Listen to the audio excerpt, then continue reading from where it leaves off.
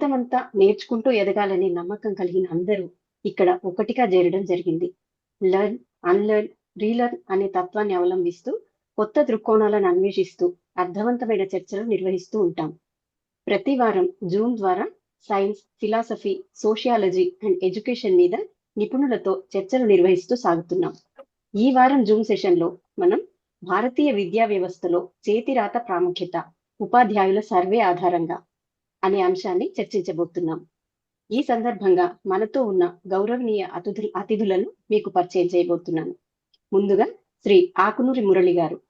4 దశాబ్దాలకు పైగా ప్రభుత్వ పరిపాలనలో సేవలందించిన మురళి గారు భూపాలపల్లి జిల్లా కలెక్టర్ గాను, director general of Telangana archives గాను, Telangana seed development corporation MD గాను, society for elimination of rural poverty SERP CEO గాను ఎన్నో కీలక పదవులు నిర్వహించారు. నాడు నేడు కార్యక్రమం ద్వారా ప్రభుత్వ పాఠశాలల్లో నూతనోత్సాహాన్ని నింపినారు. ప్రస్తుతం తెలంగాణ ఎడ్యుకేషన్ కమిషన్ చైర్మన్ గా రాష్ట్ర విద్యారంగానికి మార్గనిర్దేశనం చేస్తున్నారు. శ్రీ ఉపేందర్ రెడ్డి గారు డిపార్ట్మెంట్ ఆఫ్ కరిక్యులం హెడ్ గాను, ఎస్సీఆర్టీలో టెక్స్ట్ బుక్స్ పాఠ్య ప్రణాళిక, విద్యార్థుల మూల్యాంకన విభాగానికి నేతృత్వం వహించినారు. రాష్ట్ర పాఠ్య ప్రణాళిక రూపకల్పనలో విశిష్ట సేవలు అందించారు. ప్రస్తుతం అడ్మినిస్ట్రేటివ్ స్టాఫ్ కాలేజ్ ఆఫ్ ఇండియాలో అడ్వైజర్ గా పనిచేస్తున్నారు. శ్రీ విఠపు బాలసుబ్రహ్మణ్యం గారు ఉపాధ్యాయుల నియోజకవర్గం నుండి ఎమ్మెల్సీగా ఎన్నికై 2021లో ప్రోటెం చైర్మన్ గా వ్యవహరించి విద్యారంగానికి అపారమైన సేవలు అందించారు. ఆయన 72 పుస్తకాలను రచించడంతో పాటు చదువు మాసపత్రికకు 7 ఏళ్లు ఎడిటర్ గా పనిచేశారు. ప్రస్తుతం జన విజ్ఞానం పత్రికకు ఎడిటర్ గా పనిచేస్తున్నారు. ఇంకా మాతో ప్రత్యేక అతిథులుగా పాల్గొంటూ వారి విలువైన మాటలు మనతో పంచుకోబోతున్న సైకియాట్రిస్ట్, డాక్టర్స్, లాయర్స్, విద్యావేత్తలందరికీ సాదర స్వాగతం. ఈ కార్యక్రమానికి ప్రధాన వక్తగా ఉన్నది భారతి కోడే గారు.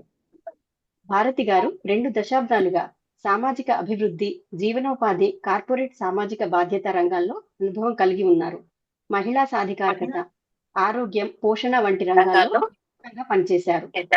2017లో అమెరికా విదేశాంగ శాఖ నిర్వహించిన ఇంటర్నేషనల్ విజిటర్ లీడర్షిప్ ప్రోగ్రామ్ కి ఎంపికయ్యారు. ప్రస్తుతం జిఎంఆర్ వరలక్ష్మి ఫౌండేషన్ లో ప్రోగ్రామ్ మేనేజర్ గా సేవలు అందిస్తున్నారు. అంతేకాక మంచి కవయిత్రి, రచయిత్రిగా కూడా పేరున్న భారతి గారు ఇప్పటి వరకు 3 పుస్తకాలు ప్రచురించారు. ద ఎసెన్స్ గ్రూప్ ఆధ్వర్యంలో చేపట్టిన 140 మంది ఉపాధ్యాయుల సర్వే ఆధారంగా రూపొందించబడిన తన పరిశోధన అంశాలను ఈ వేదికపై మనతో పంచుకోబోతున్నారు. Thank you. Let's start the session. Thank you very much, Anuradha garu. ఈ సెషన్‌లో జాయిన్ అయిన ప్రతి ఒక్కరికి థ్యాంక్ యూ వెరీ మచ్ అండి. ఎప్పుడు ఎసెన్స్ గ్రూప్ జూమ్ సెషన్స్ అంటే చాలా ఇన్ఫార్మల్‌గా ఉంటాయి. అందరం క్లోజ్ గ్రూప్‌గా ఎప్పుడూ కలిసి చర్చలు చేస్తుంటాం కాబట్టి, ఈసారి కొంచెం పెద్దవారంతా ఉండడంతో కొంత నెర్వస్‌గా ఉంది. అయినా కూడా మేము చేసిన ఈ చిన్న ప్రయత్నం మీకందరికీ మీ ముందు ఈ సర్వే ఫలితాలు చెప్పి మీ సూచనలు, సలహాలు కూడా తీసుకుందాం ఈ సబ్జెక్ట్ మీద అనే ఉద్దేశంతో ఈ సెషన్ ఏర్పాటు చేశాము. అనురాధ గారు చెప్పినట్టు 140 మంది ఉపాధ్యాయులు మేము చేసిన ఒక సర్వేలో పాలుపంచుకున్నారు. ఆ సర్వే ఫలితాలని ఒక పేపర్ రూపంలో నేను మీ ముందు పెడుతున్నాను. సో, ఇది ఎసెన్స్ గ్రూప్ యొక్క ఉమ్మడి ప్రయత్నము. ఇది ఒక్కరిది కాదు. అందరం కలిసి చేసిన ఈ సర్వేని నేను ఎనాలిసిస్ లాగా చేసి ఒక చిన్న ప్రెజెంటేషన్ రూపంలో మీ ముందు తీసుకొస్తాను. అది చూసిన తర్వాత మీ సూచనలు, సలహాలు కూడా ఈ సబ్జెక్ట్ మీద ఇస్తారని ఆశిస్తున్నాము. నేను ఆ ప్రెజెంటేషన్ ఇప్పుడు ప్రెజెంట్ చేస్తానండి. ఒక్కసారి నా స్క్రీన్ కనిపిస్తుందా లేదా కన్ఫర్మ్ చేయండి నేను చూసిన తర్వాత. కనిపిస్తుందా అండి? కనిపిస్తుంది మేడం. అది కొద్దిగా చేస్తున్నాను. రైట్. ఓకే అండి. సో, మేము సర్వే చేసిన సబ్జెక్ట్ ఇదండి. Role of handwriting in Indian education అని.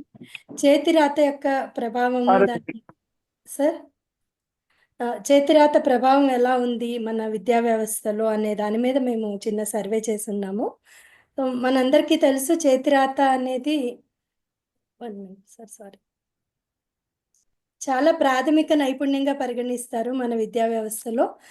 ఎప్పుడైనా సరే పిల్లవాడు స్కూల్‌కి వెళ్ళడం ప్రారంభించిన తర్వాత పెన్ను, పెన్సిలు చేత్తో పట్టుకోవడం వస్తే చాలు మనకి ముందు నేర్పించేది చక్కగా కుదురుగా, గుండ్రంగా అక్షరాలు ఎలా రాయాలని డబుల్ రూల్, 4 రూల్స్ బుక్స్ తీసుకొచ్చి ప్రాక్టీస్ చేయించటమే ఫస్ట్ చేసే పని. సో, దానికోసమే దీన్ని ఒక చాలా ప్రాథమిక నైపుణ్యంగా చూస్తాము. చిన్నప్పుడు మా తాతగారు గూడా అంటుండేవాళ్ళు, "చేతి రాత బావుంటేనే రాత బావుంటుంది, ఫ్యూచర్ భవిష్యత్తు బావుంటుంది" అని. అది ఎంతవరకు వాస్తవమో తెలీదు కానీ, చాలామంది చేతి రాతని అకాడమిక్ సక్సెస్‌కి, కాగ్నిటివ్ ఎబిలిటీకి లింక్ చేసి చూస్తారు. రాత బావుంటేనే సక్సెస్ ఉంటుంది అన్నట్లు చూస్తాము. అయితే ఇప్పుడున్న ప్రస్తుత పరిస్థితుల్లో digital tools, digital learning, digital access పెరిగిన నేపథ్యంలో ఇప్పటికీ చేతిరాత ప్రాముఖ్యత అలానే ఉందా అనేది ఒక క్వెషన్ మార్క్‌గా ఉండిపోయింది. ఈ నేపథ్యంలోనే ఈ సర్వే చేసాం మేము. సారీ. ఈ సర్వేని మేము ఎడ్యుకేటర్స్ అందరిని ఇన్వాల్వ్ చేస్తూ చేయటం జరిగిందండి. చేతిరాత, దాని స్టూడెంట్ అసెస్మెంట్, గ్రేడింగ్ ప్రాక్టీసెస్‌లో దాని ప్రభావం ఎలా ఉంటుంది? ఎడ్యుకేటర్స్ పర్సెప్షన్ ఎలా ఉంది హ్యాండ్ రైటింగ్ గురించి? వాళ్ళ దృక్పథం ఎలా ఉంది? అనేది మేము అంశంగా తీసుకున్నాము. దాదాపు 140 మంది టీచర్స్ ఇందులో పార్టిసిపేట్ చేశారు. From different locations, rural, urban అన్ని ఏరియాస్ నుంచి ఉన్నారండి. ఇది స్టూడెంట్ అసెస్మెంట్ మీద, వాళ్ళ ఇంటెలిజెన్స్ మీద, గ్రేడింగ్ మీద చేతిరాత ప్రభావం ఎలా ఉంది అనేది మేజర్‌గా అనాలిసిస్ చేశాము. ఫైండింగ్స్‌లో ప్రముఖంగా బయటకొచ్చిందేంటి అంటే, నీట్ హ్యాండ్ రైటింగ్ అనే దానికి ఇప్పటికీ చాలా హై వాల్యూ ఉన్నప్పటికీ కూడా, టీచర్స్‌లో ఒక షిఫ్ట్, వాళ్ళ దృక్పథంలో ఒక షిఫ్ట్ అయితే కనిపిస్తుంది. గ్రేడింగ్ చేసేటప్పుడు, అసెస్మెంట్ చేసేటప్పుడు దానికి అంత ప్రాముఖ్యత ఇవ్వాల్సిన అవసరం లేదు. కొంత షిఫ్ట్ కావాల్సిన అవసరం ఉంది అనేదైతే క్లియర్‌గా బయటకొచ్చింది ఈ సర్వేలో. ఈ సర్వేలో పాల్గొన్న 140 మంది టీచర్స్‌లో మెజారిటీ రూరల్ ఏరియాస్ నుంచి వచ్చున్నారండి. సో, మోస్ట్‌లీ ఈ పర్స్పెక్టివ్స్ అన్నీ కూడా రూరల్ సెట్టింగ్స్‌ని రిప్రజెంట్ చేస్తున్నట్లు కనిపిస్తుంది.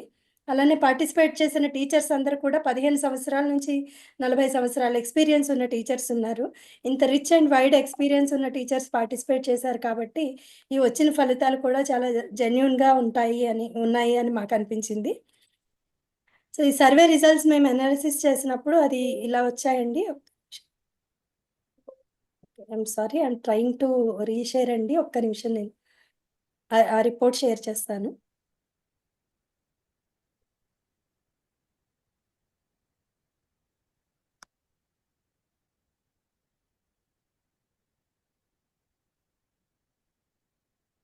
ఇది కనిపిస్తుందా అండి?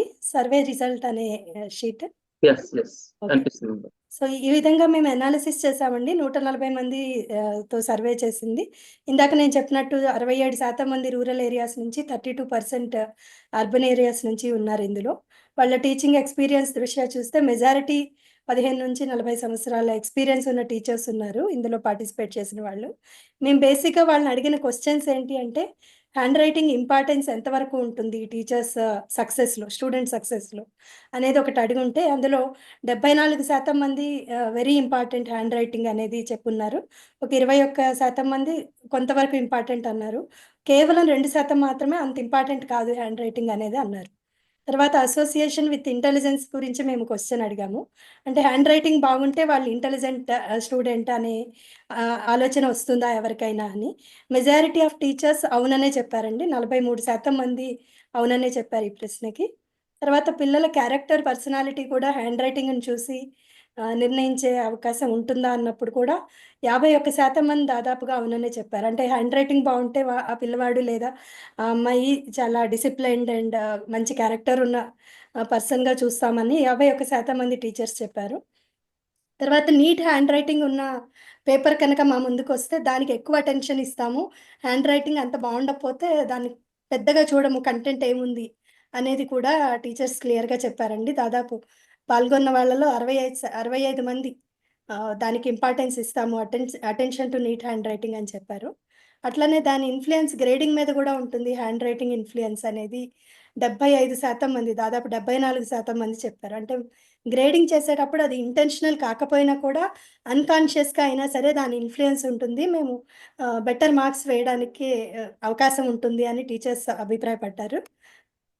అలానే దాన్ని ఎంఫసిస్ తగ్గించాల్సిన అవసరం ఉందా హ్యాండ్ రైటింగ్‌కి అన్నప్పుడు గూడా మెజారిటీ ఆఫ్ టీచర్స్ అవును తగ్గించాలి అని అభిప్రాయపడ్డారండి. ఈ రోజుల్లో కూడా ఇంకా పరిస్థితులు మారుతున్న నేపథ్యంలో ఇంకా హ్యాండ్ రైటింగ్‌ని మాత్రమే పరిగణనలోకి తీసుకొని అసెస్‌మెంట్ గ్రేడింగ్ చేయడం కాదు. ఆ దృక్పథం మారాల్సిన అవసరం ఉంది అని కూడా మెజారిటీ ఆఫ్ టీచర్స్ అభిప్రాయపడ్డారు. దీంట్లో మేము ఇంకా language teachers, non language teachers కూడా సెపరేట్‌గా అనాలిసిస్ చేశామండి. నేను అంత వివరాలు లోపలికి వెళ్ళడం లేదు. సో, బేసికల్‌గా ఇవి మా సర్వే ఔట్‌కమ్స్ వచ్చినాయి. I'm going back to the presentation.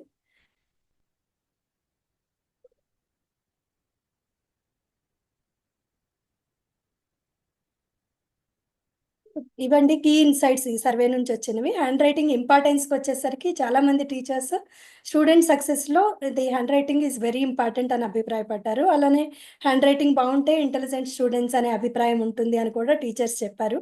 అలానే క్యారెక్టర్‌కి, హ్యాండ్ రైటింగ్‌కి కూడా అసోసియేట్ చేసి చూస్తాము. ఇవన్నీ కూడా అన్‌కాన్షియస్‌గా అయినా జరుగుతున్నాయి అని ఒప్పుకున్నారు టీచర్స్ అందరూ. ఇందాక ఆల్రెడీ మీకు సర్వే దాంట్లో చూపించినట్టు 75% టీచర్స్ వెరీ ఇంపార్టెంట్ ఇది సక్సెస్‌కి అని చెప్పారు హ్యాండ్ రైటింగ్ అనేది. అందులో లాంగ్వేజ్ టీచర్స్ కొంత తక్కువగా చెప్పారండి. 71% మాత్రమే చెప్పారు. But non language teachers 75% hand రైటింగ్‌కి ఇంపార్టెన్స్ ఇస్తామని చెప్పారు. యాక్చువల్లీ మేము లాంగ్వేజ్ టీచర్సే ఎక్కువగా హ్యాండ్ రైటింగ్‌కి ఇంపార్టెన్స్ ఇస్తారనుకున్నాము. But that in contrary to that ఇది మాకొచ్చిన ఔట్‌కమ్. అట్లానే కంటెంట్, ప్రెజెంటేషన్ దృష్టికొస్తే రెండిటిని కంపేర్ చేస్తే చాలామంది చెప్పిందేంటంటే ప్రెజెంటేషన్‌కే ఎక్కువ రికగ్నిషన్ ఇస్తున్నాము కంటెంట్ కన్నా కూడా.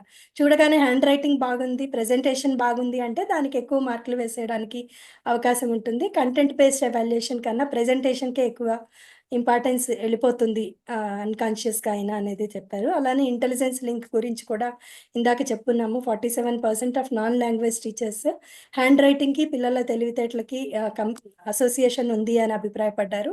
అట్లనే 35% లాంగ్వేజ్ టీచర్స్ కూడా అదే అభిప్రాయం చెప్పారు. 50% లాంగ్వేజ్ టీచర్స్ పర్సనాలిటీని రిఫ్లెక్ట్ చేస్తది హ్యాండ్ రైటింగ్ అని అభిప్రాయపడ్డారండి. Even more or less same percentage of non language teachers కూడా అదే అభిప్రాయం తర్వాత గ్రేడింగ్‌కొచ్చేసరికి ఖచ్చితంగా హ్యాండ్ రైటింగ్ ప్రభావం గ్రేడింగ్ మీద కూడా ఉంది అని ఆల్‌మోస్ట్ 80% టీచర్స్ ఒప్పుకున్నారు. మంచి హ్యాండ్ రైటింగ్ ఉంటే అది ఆటోమేటిక్‌గా గ్రేడింగ్ మీద ఇన్‌ఫ్లూయెన్స్ చూపిస్తుంది అని. అది సబ్‌కాన్షియస్ బయాస్ అని వాళ్ళు ఒప్పుకున్నారు. అంటే మేము కాన్షియస్‌గా అలా అనుకోకపోయినా కూడా హ్యాండ్ రైటింగ్ బాగుండగానే హైయర్ స్కోర్ వచ్చేస్తుంది వాళ్ళకి. కంటెంట్ మాస్టరీ ఉన్నా లేకున్నా కంటెంట్ బాగున్నా లేకున్నా హ్యాండ్ రైటింగ్ చూసి మార్కులు వేసేస్తున్నాము అనేది ఒప్పుకున్నారు టీచర్స్. తర్వాత దాని హ్యాండ్ రైటింగ్ ఎంఫసిస్‌ని తగ్గించాల్సిన అవసరం ఉంది అని కూడా టీచర్స్ ఒప్పుకుంటున్నారండి. దానికి చేంజ్ కావాలి అని 52% teachers they accepted that. And కొంతమంది మాత్రం కొంత రెసిస్టెన్స్ కూడా చూపించారు. Hand writing బావుండాల్సిందే. కంటెంట్‌కి ఒక్కదానికే మనం వెయిటేజ్ ఇవ్వకూడదు. వి షుడ్ బ్యాలెన్స్ బోత్ అని మిగిలిన టీచర్స్ అన్నారు. అయితే మేము కొంత రిసర్చ్ కూడా చేశామండి. ఇటువంటి సర్వే ఇది మాత్రమే జరిగిందా? గతంలో ఇట్లాంటి సర్వేస్ ఏమైనా జరిగాయా? ఆ సర్వేలు, ఆ స్టడీలు ఏం చెప్తున్నాయి? అసలు ఈ హ్యాండ్ రైటింగ్ గురించి ఇంత అధ్యయనం చేయాల్సిన అవసరం ఉందా అని. అయితే గతంలో గూడా ఇటువంటి సర్వేలు కొన్ని మా దృష్టికొచ్చినాయి. అందులోంచి ఒక 2, 3 డైరెక్ట్‌గా మన సర్వేకి లింక్ అవేవి ఇక్కడ ప్రెజెంట్ చేస్తున్నామండి. 2011లో ఈ రైనర్ అనే రిసర్చర్ చేసిన లిజిబిలిటీ బయాస్ ఇన్ పెర్ఫార్మెన్స్ అసెస్మెంట్స్ అనే సర్వేలో కూడా మోర్ ఆర్ లెస్ ఇటువంటి రిజల్ట్సే వచ్చాయి. లెజిబుల్ హ్యాండ్ రైటింగ్ ఉన్న ఎస్సేలకి హైయర్ ఎవాల్యుయేషన్, హైయర్ మార్క్స్ వస్తున్నాయి. రిగార్డ్‌లెస్ ఆఫ్ కంటెంట్ క్వాలిటీ అని ఆ సర్వేలో కూడా బయటపడింది. అలానే జెండర్ స్టీరియోటైప్స్ కూడా associated with legible hand writing అన్నారు. ఆ సర్వేలో ఏమంటే మంచి హ్యాండ్ రైటింగ్ అమ్మాయిలు ఎక్కువ నీట్ హ్యాండ్ రైటింగ్ ఉంటుంది. కొంచెం అబ్బాయిలు నిర్లక్ష్యంగా రాస్తారు అని అదొక స్టీరియోటైప్ ఒపీనియన్ కూడా ఉంది అని ఆ సర్వేలో తెలిసింది. అట్లనే legibility bias was linked to processing fluency అనేది కూడా ఆ సర్వేలో బయటకొచ్చిందండి. ప్రాసెసింగ్ ఫ్లూయెన్సీ అంటే మన బ్రెయిన్ ఏదైనా చదివిన దాన్ని ప్రాసెస్ చేసుకునే స్పీడ్ అండి. దాన్ని క్లియర్‌గా గనక హ్యాండ్ రైటింగ్ ఉంటే తొందరగా బ్రెయిన్ ప్రాసెస్ చేసుకుంటుంది ఆ టెక్స్ట్‌ని. సో, తొందరగా వాళ్ళు స్కోర్ వేస్తారు. అదే కనుక లెజిబుల్‌గా లేదు హ్యాండ్ రైటింగ్ అంటే ప్రాసెస్ చేసుకోవడం కూడా బ్రెయిన్ స్లోగా చేసుకుంటుంది కాబట్టి అంత ఎఫర్ట్, టైమ్ ఎవాల్యుయేట్ చేసేవాళ్ళు ఇవ్వకుండా ఏదో ఒక మార్క్ వేసేస్తుంటారు. ఆ బయాస్ ఉంటుంది అనేది ఈ సర్వేలో బయటపడింది. Another survey from William Smith అండి 1930లోనే చేశారిది. Effect of handwriting on grading అని. దీంట్లో కూడా లెజిబుల్ హ్యాండ్ రైటింగ్ ఉన్న ఎస్సేస్‌కి మంచి హైయర్ గ్రేడ్స్ వస్తున్నాయి. సేమ్ ఐడెంటికల్ కంటెంట్ ఉన్న 2 ఎస్సేలు పక్కన పెట్టుకొని రెండిటికి గనక గ్రేడింగ్, స్కోరింగ్ ఎలా వచ్చింది చూస్తే హ్యాండ్ రైటింగ్ బాగున్న వాళ్ళు కొంచెం బెటర్ స్కోర్ చేసినట్లు ఈ సర్వేలో కూడా అదే బయటకొచ్చింది. అలానే టీచర్స్ చాలా వరకు కూడా హ్యాండ్ రైటింగ్ క్వాలిటీ వలన మనం ఇన్‌ఫ్లూయెన్స్ అవుతున్నాము అనేది వాళ్ళకే తెలియకుండా, గుర్తించకుండా అది అన్‌కాన్షియస్‌గా, సబ్‌కాన్షియస్‌గా జరిగిపోతుంది. సో, వాళ్ళకి కూడా చాలా మందికి తెలీదు. మేము హ్యాండ్ రైటింగ్ చూసి మార్కులేసేస్తున్నాము. కంటెంట్ క్వాలిటీ కన్నా కూడా అనేది కూడా ఈ సర్వేలో బయటపడింది. Third survey is from Awadh అండి. ఇది handwriting without tears approach అని హ్యాండ్ రైటింగ్‌ని కొద్దిగా ఎక్కువ శ్రమ లేకుండా ప్రైమరీ లెవెల్‌లోనే హ్యాండ్ రైటింగ్‌ని చక్కగా అందంగా రాయడం నేర్చుకునే ఒక మెథడ్ ఇది. హెచ్‌డబ్ల్యూటీ మెథడ్. ఈ హెచ్‌డబ్ల్యూటీ మెథడ్ ఎఫెక్టివ్‌నెస్ ఎలా ఉంది అనేది ఒక సర్వే జరిగింది. అందులో కూడా ఏమంటే ఎందుకు hand writing without tears approach మనం ఫాలో అయ్యి పిల్లలకి మంచి hand writing, legible hand writing నేర్పించాలి అని చూసినప్పుడు హ్యాండ్ రైటింగ్ లెజిబిలిటీ ఇంప్రూవ్ అయితే, ఆ పిల్లల పెర్ఫార్మన్స్ ఆర్ గ్రేడింగ్ మార్క్స్ అన్నీ కూడా బెటర్‌గా ఉన్నాయి అని వీళ్ళు ఒక ఎక్స్‌పెరిమెంటల్ గ్రూప్‌ని తీసుకొని స్టడీ చేశారు. కంట్రోల్ గ్రూప్‌తో. అంటే హ్యాండ్ రైటింగ్ బాగోని పిల్లల్ని తీసుకున్నారు. బాగున్న పిల్లల్ని తీసుకున్నారు. ఈ మెథడ్ ద్వారా ఇంప్రూవ్ చేసిన పిల్లల్ని. వీళ్ళిద్దరిని కంపేర్ చేసినప్పుడు హ్యాండ్ రైటింగ్ ఎవరైతే బాగా ఉందో ఆ పిల్లలకి ఎక్కువ గ్రేడ్ వస్తున్నట్లు, బెటర్ మార్క్స్ వస్తున్నట్లు ఈ సర్వే కూడా తెలిసింది. అలానే కింద పాయింట్ అదే అండి. Legible hand writing led to better academic performance in assessments అనేది కూడా ఈ 3 సర్వేస్‌లో కూడా కామన్‌గా బయటపడిందేంటంటే హ్యాండ్ రైటింగ్ లెజిబుల్‌గా ఉంటే అసెస్మెంట్, అకాడమిక్ పెర్ఫార్మన్స్ బావుంటుంది. మంచి గ్రేడ్స్ వస్తున్నాయి ఈ పిల్లలకి అని. అయితే దీని ఇంప్లికేషన్స్ ఎట్లా ఉంటాయి? ఇది అంటే ఇది అందరికీ కామన్‌గా వచ్చిన ఒక అండర్‌స్టాండింగ్ ఏంటి అంటే ఇది పూర్తిగా న్యాయం కాదు. హ్యాండ్ రైటింగ్ చూసి ఇద్దరు పిల్లలు ఒకే రకమైన కంటెంట్ రాసినా కూడా ఐడెంటికల్ కంటెంట్ రిచ్ ఉన్నా కూడా ఇంకా బెటర్‌గా ఉన్నా కూడా ఒక్కోసారి హ్యాండ్ రైటింగ్ కేవలం బాగోలేదు అన్న కారణంతో తక్కువ గ్రేడ్స్ స్కోర్ చేస్తున్న పిల్లలున్నారు. సో, ఇది ఎంతవరకు కరెక్ట్, ఎంతవరకు న్యాయం అని చూసినప్పుడు మాకు ఇది పూర్తిగా కరెక్ట్ కాదు అని అందరూ ఒప్పుకుంటున్న వాస్తవం అది. టీచర్స్ కూడా అదే ఎక్స్‌ప్రెస్ చేశారు. ఇందులో మార్పు రావాల్సిన అవసరం ఉంది అని. ఎందుకంటే చాలామంది పిల్లలు బెటర్‌గా ఎక్స్‌ప్రెస్ చేయలేకపోవచ్చు ఇన్ రైటింగ్. నిజానికి రైటింగ్ టెస్ట్ అనేది రిటన్ టెస్ట్‌లనేవి మనం అప్ టు 10థ్ స్టాండర్డ్, 12థ్ స్టాండర్డ్ కూడా పేపర్ క్వెషన్ ఇస్తారు. పిల్లలు లాంగ్ టెక్స్చువల్ మ్యాటర్‌ని రిప్రొడ్యూస్ చేస్తూ పోతారు. సో, అదే మనం ఏదైతే బట్టి కొట్టారో పిల్లలు అది రాసుకుంటూ పోతారు. నిజానికి ఈ అసెస్‌మెంట్‌లు వాళ్ళ రోట్ లెర్నింగ్ పవర్‌ని, మెమరీ పవర్‌ని లేదు బట్టి కొట్టే శక్తిని అసెస్ చేస్తున్నట్టే తప్ప వాళ్ళ యాక్చువల్ అండర్‌స్టాండింగ్‌ని అసెస్ చేస్తున్నట్టా అనేది ఒక క్వెషన్ అండి. ఈ మెథడ్‌లో గనక మనం అసెస్‌మెంట్స్ కంటిన్యూ చేస్తే. క్వెషన్ అండ్ ఆన్సర్ పద్ధతిలో గనక మనం ఇదే పద్ధతిలో ఎగ్జామినేషన్స్ కండక్ట్ చేస్తున్నట్లయితే పిల్లలు బట్టి కొట్టి నేర్చుకున్నది రాసుకుంటూ పోతారు. అలా రాసుకున్న వాళ్ళకే ఎక్కువ మార్కులొస్తాయి. హ్యాండ్ రైటింగ్ బాగుంటే ఇంకా మంచి మార్కులొస్తాయి. So, is that right? పిల్లల యాక్చువల్ అండర్‌స్టాండింగ్‌ని మనం ఎంతవరకు అసెస్ చేయగలుగుతున్నాము అనేది ఒక క్వెషను. సో, ఈ నేపథ్యంలో మా సైడ్ నుంచి మేము కొన్ని రికమెండేషన్స్ కూడా చేయాలనుకున్నాము. అంటే పిల్లల సామర్థ్యాన్ని అంచనా వేయాలంటే ఇప్పుడున్న ఎగ్జామినేషన్ అసెస్మెంట్ పద్ధతి మాత్రమే సరిపోదు. టీచర్స్‌కి కొంత ట్రైనింగ్ అవసరము. వాళ్ళని సెన్సిటైజ్ చేయాల్సిన అవసరం ఉంది. ఈ బయాస్ మీద, గ్రేడింగ్ బయాస్ మీద హ్యాండ్ రైటింగ్ బాగుంటే మార్కులు ఎక్కువేస్తున్నాము అని వాళ్ళు కనీసం గుర్తించాలి. కాన్షియస్‌గా బయాస్ లేకుండా వాళ్ళు అసెస్మెంట్ చేయగలిగేలాగా సెన్సిటైజ్ చేయాల్సిన అవసరం ఉంది అని. అలానే రుబ్రిక్ బేస్డ్ ఎవాల్యుయేషన్‌ని మేము ప్రపోజ్ చేస్తున్నాము. అది రుబ్రిక్ బేస్డ్ ఎవాల్యుయేషన్ ఎలా ఉంటుంది అనేది నెక్స్ట్ స్లైడ్‌లో చెప్తామండి. సో, బ్యాలెన్స్డ్ అసెస్మెంట్ ఉండాలి. అసెస్మెంట్ అనేది కేవలం రిటన్ ఎగ్జామినేషన్ మాత్రమే కాదు. క్వెషన్ అండ్ ఆన్సర్ మెథడ్ మాత్రమే కాదు. It should be a mix of written, oral and digital assessment అనేది మా అభిప్రాయము. అన్నీ కలిపి ఉండాలండి. అప్పుడే మిగిలిన పిల్లలకు కూడా న్యాయం జరుగుతుంది. ఎవరైతే హ్యాండ్ రైటింగ్ బాగోలేదో ఆ పిల్లలు నిజానికి వాళ్ళ అండర్‌స్టాండింగ్ ఇంకా బెటర్‌గా ఉండుండొచ్చు. హ్యాండ్ రైటింగ్ బాగున్న పిల్లల కన్నా. They might be good at expressing well. లేదు ఆన్‌లైన్‌లో గనక టెస్ట్ పెడితే వాళ్ళు ఇంకా బాగా రాయగలుగుతారేమో. కేవలం వాళ్ళ హ్యాండ్ రైటింగ్ బాగోకపోవడం వల్ల వాళ్ళు అసెస్మెంట్‌లో స్కోర్ చేయలేకపోతున్నారు అన్నప్పుడు there should be a mix of all these assessment methods అనేది ప్రపోజ్ చేస్తున్నాము. అలానే డిజిటల్ లెర్నింగ్ కూడా ఉండాలి. Digital note taking skills. Traditional handwriting instruction మాత్రమే కాదు from the beginning primary, post primary, high school లెవెల్స్‌లో కూడా హ్యాండ్ రైటింగ్ ఇన్‌స్ట్రక్షన్ మాత్రమే కాకుండా డిజిటల్ నోట్ టేకింగ్ స్కిల్స్ కూడా ఇంప్రూవ్ చేస్తూ ఉండాలి. అలానే పాలిసీస్‌లో కూడా కొంత మార్పు తీసుకురావాల్సిన అవసరం ఉంది. ఏ విధంగా అంటే హ్యాండ్ రైటింగ్ మార్క్స్‌ని ఇన్‌ఫ్లుయెన్స్ చేయకుండా ఉండేలాగా. Maybe multiple choice questions, MCQs కొన్ని ఉండొచ్చు. అట్లానే non handwriting driven assessments ఉండొచ్చు. Which test people's knowledge, inference వాళ్ళు ఎంతవరకు అర్థం చేసుకున్నారు. మేబీ ఒక కేస్ స్టడీ ప్రెజెంట్ చేసి ఈ ఈ పరిస్థితిలో మీరైతే ఏం సొల్యూషన్ చెప్తారు అని అడగొచ్చు పిల్లల్ని. ఆ విధంగా వాళ్ళ లాజికల్ థింకింగ్ ఎబిలిటీని, వాళ్ళ కాన్సెప్చువల్ అండర్‌స్టాండింగ్‌ని అసెస్ చేయాల్సి ఉంటుంది తప్ప కేవలం textual or written assessment, written examination ద్వారా మాత్రమే పిల్లల సామర్థ్యాన్ని అంచనా వేయడం కరెక్ట్ కాదు అనేది మా సూచన. సో, రుబ్రిక్ బేస్డ్ ఎవాల్యుయేషన్ గురించి నేను చెప్పున్నాను. సో, రుబ్రిక్ బేస్డ్ ఎవాల్యుయేషన్ అనేది ఒక సర్టెన్ క్రైటీరియా ఆధారంగా పిల్లల పెర్ఫార్మెన్స్ లెవెల్స్‌ని ఆబ్జెక్టివ్‌గా గ్రేడ్ చేసే ఒక మెథడాలజీ అండి. ఇందాక ఏదైతే మనం హ్యాండ్ రైటింగ్ చూసి హ్యాండ్ రైటింగ్ బాగుంటే కొంచెం ఎక్స్‌ట్రా మార్కులు వేస్తున్నాము అన్నది అది ఒక సబ్జెక్టివ్ మెథడ్. మనకి హ్యాండ్ రైటింగ్ నచ్చితే మనం మార్కులేస్తాం, కొంచెం ఎక్కువేస్తాము. అలా కాకుండా there should be objective evaluation. So, objective ఎవాల్యుయేషన్‌కి ఈ రుబ్రిక్ బేస్డ్ ఎవాల్యుయేషన్ అనేది ఒక పద్ధతి. సో, ఇందులో ఏమంటే కేవలం subjective impressions such as neat handwriting ఇవి మాత్రమే కాకుండా కొన్ని అదర్ ఫీచర్స్, అదర్ క్రైటీరియా కూడా సెట్ చేస్తారు. అందులో రుబ్రిక్ మెథడ్‌లో ఒక క్లియర్ క్రైటీరియా ఉంటుంది. లైక్ కంటెంట్ యాక్యురసీ ఎంతుంది, కంటెంట్‌ని ఎలా ఆర్గనైజ్ చేశారు వాళ్ళు రాసేటప్పుడు, ఆన్సర్ చేసేటప్పుడు, క్రియేటివిటీ ఉందా, గ్రామర్ కరెక్ట్ ఉందా, ఆర్గ్యుమెంట్ స్ట్రక్చర్ ఎలా ఉంది, ఇలాంటి క్రైటీరియా సెట్ చేయాల్సి ఉంటుంది. కేవలం బట్టి కొట్టింది ప్రెజెంట్ చేయడము, అందంగా రాయడం మాత్రమే కాకుండా ఈ అన్ని క్రైటీరియాస్‌ని బేస్ చేసుకొని ఎవాల్యుయేషన్ చేయాలి.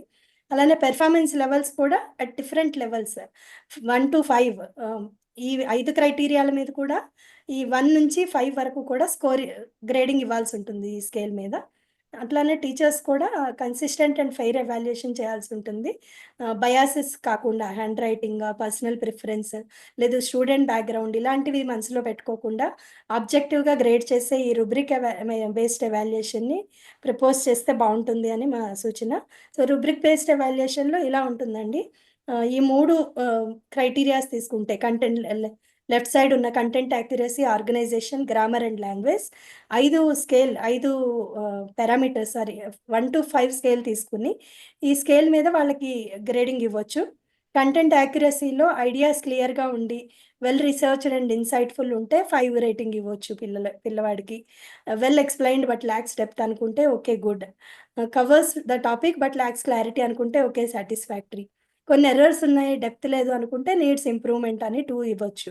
చాలా ఎర్రర్స్ ఉన్నాయి, కొహెరెన్స్ లేదు అనుకున్నప్పుడు పూర్ అని 1 రేటింగ్ ఇవ్వచ్చు. ఈ విధంగా ప్రతి క్రైటీరియాకి 1-5 స్కేల్ మీద రేటింగ్ ఇచ్చుకుంటూ వెళ్ళినట్లయితే ఇది బెటర్ ఎవాల్యుయేషన్ అవుతుంది. ఆబ్జెక్టివ్ ఎవాల్యుయేషన్ అవుతుంది.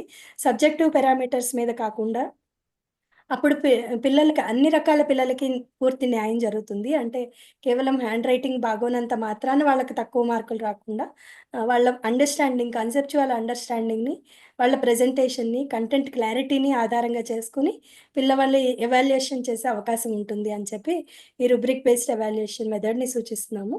సో, బేసికల్లీ ఏం కంక్లూడ్ చేస్తున్నాము అంటే still hand writing remains significant మన విద్యా విధానంలో. కానీ దాని ఇన్‌ఫ్లూయెన్స్ గ్రేడింగ్, ఇంటెలిజెన్స్ పర్సెప్షన్ మీద మనం రీఎవాల్యుయేషన్ చేయాల్సిన అవసరం ఉంది.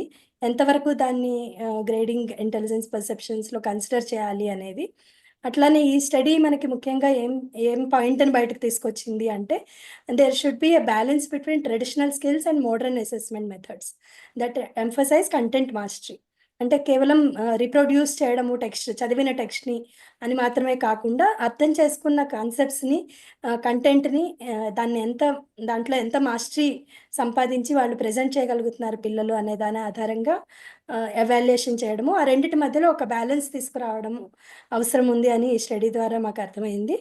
And inclusive and objective evaluation ఫ్రేమ్‌వర్క్‌ని మనం కనుక అడాప్ట్ చేసుకున్నట్లయితే పిల్లలు అన్ని రకాల లెర్నింగ్ నీడ్స్ ఉన్న పిల్లల్ని కూడా మనం వాళ్ళకి సపోర్ట్ చేసినట్లు అవుతుంది. వాళ్ళకి ఫ్యూచర్ రెడీ కాంపిటెన్సీస్ అందించినట్టు అవుతుంది అనేది అర్థం చేసుకోవచ్చు. అట్లానే survey results indicate an emerging recognition that its role in grading and intelligence perception should be minimised.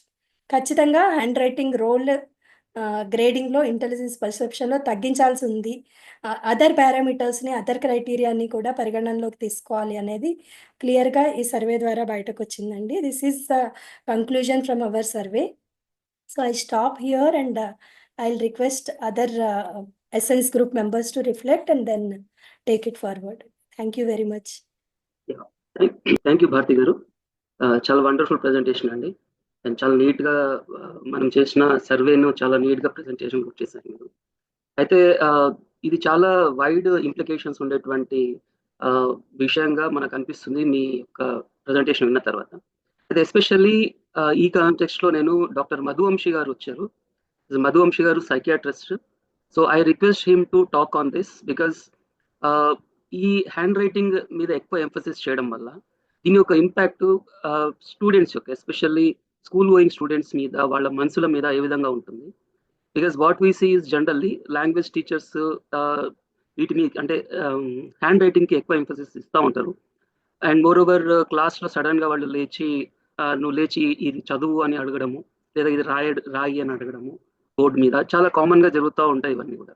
So that leads to a kind of stigmatization that starts very early in the even maybe from first class start అవుతుంది ఇట్లాంటిది.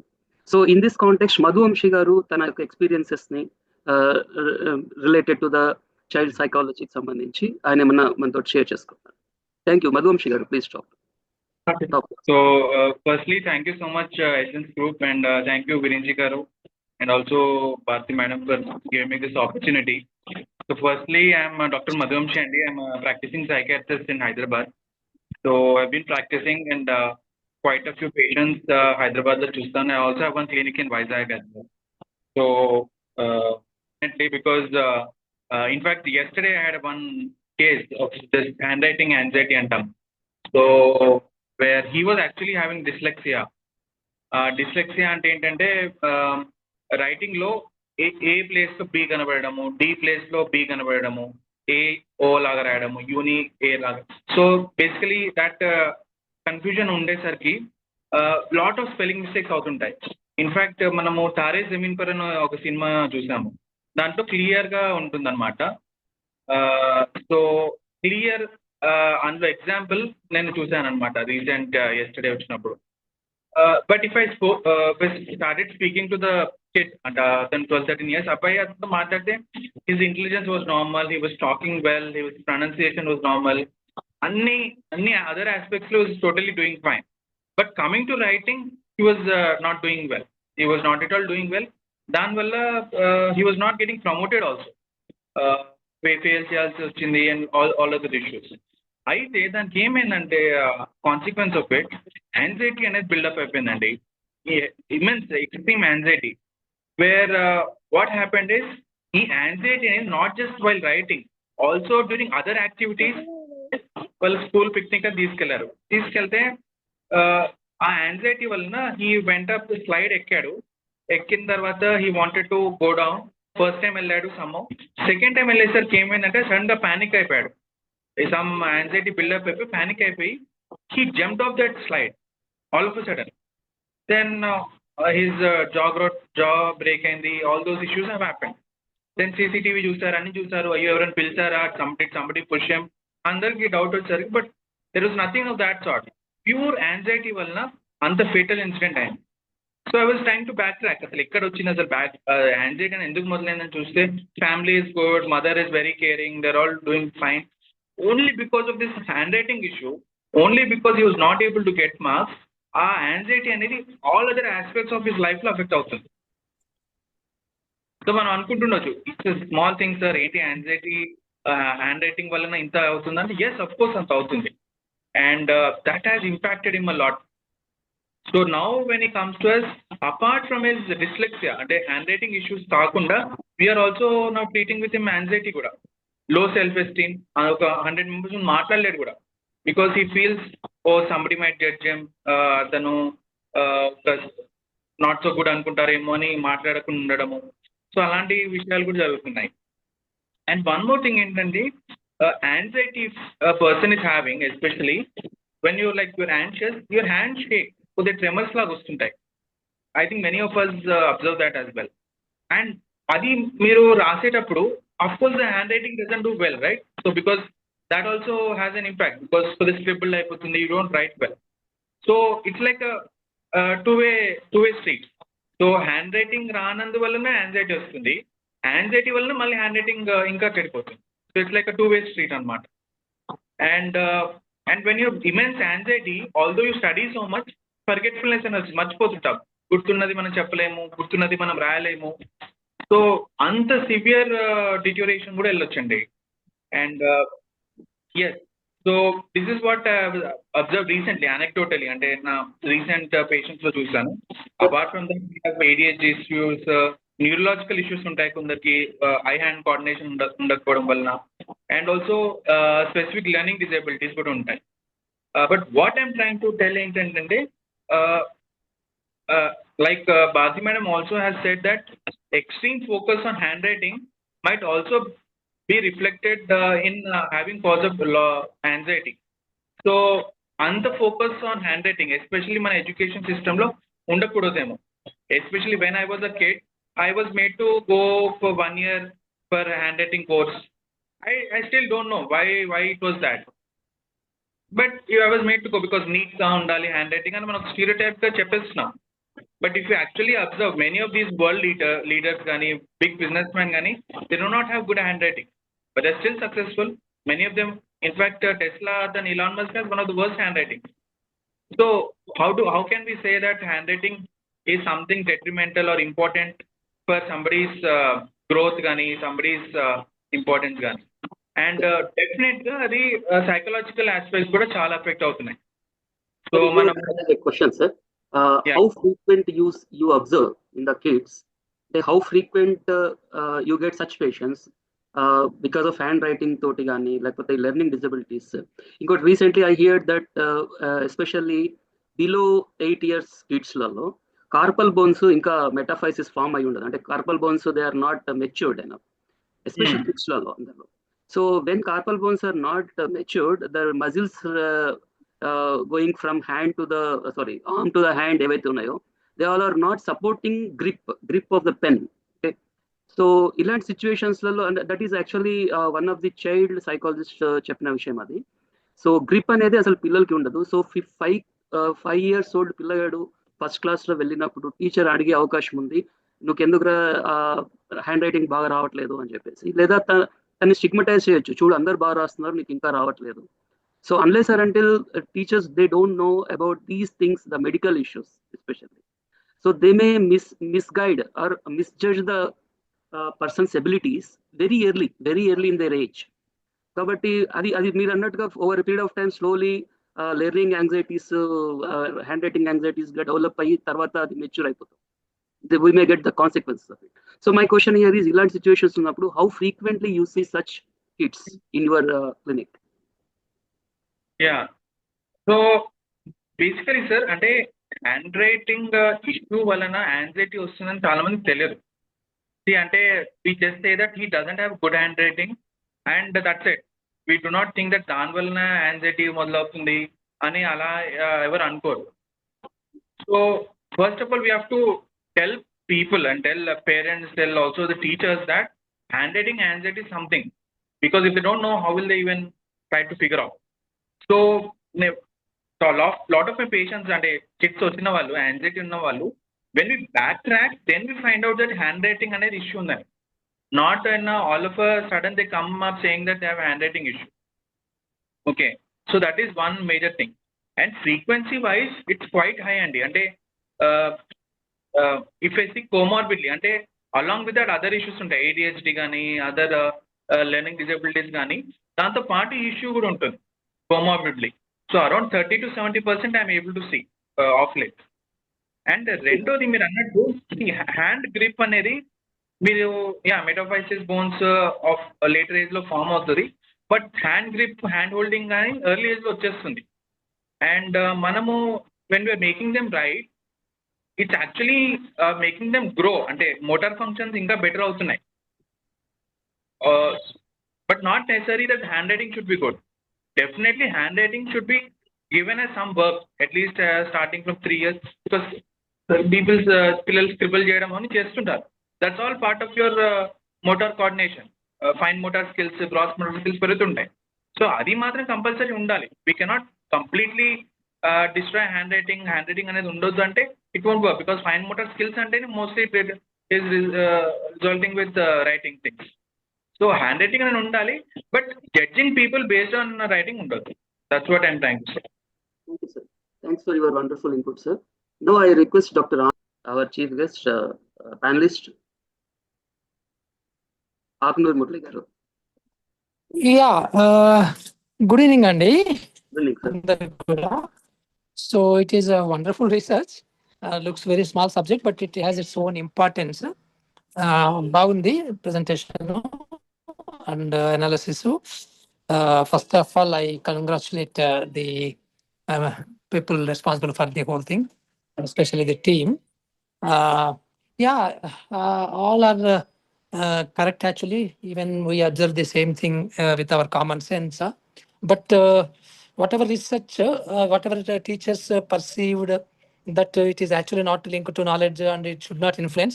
But still, even if we train the teachers, I think they would be influenced because it is a human tendency. Looks like the people would be very happy if they see it is something like related to beauty actually. So, but I have drawn two conclusions from this whole thing. One is that handwriting importance, I think we need to tell to the children that it is very important, and I think you all should work on that. Unless you tell the children, I think generally they may not realize that it is so important. That is very important. Second thing, I think the practice is also very important because it has its own ability, one's ability to change. So from bad handwriting to good handwriting, or at least from bad handwriting to average handwriting is also possible, quite possible. So we need to advocate this among the children. It is very important.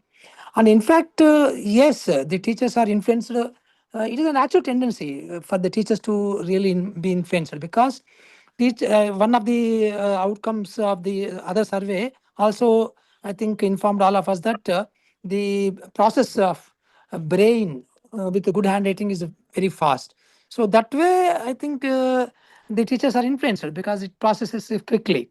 So in any case, even if you see from any angle, I think the importance of handwriting is very much there. Even if in the modern times, even if the advent of IT and all that, still I think handwriting matters.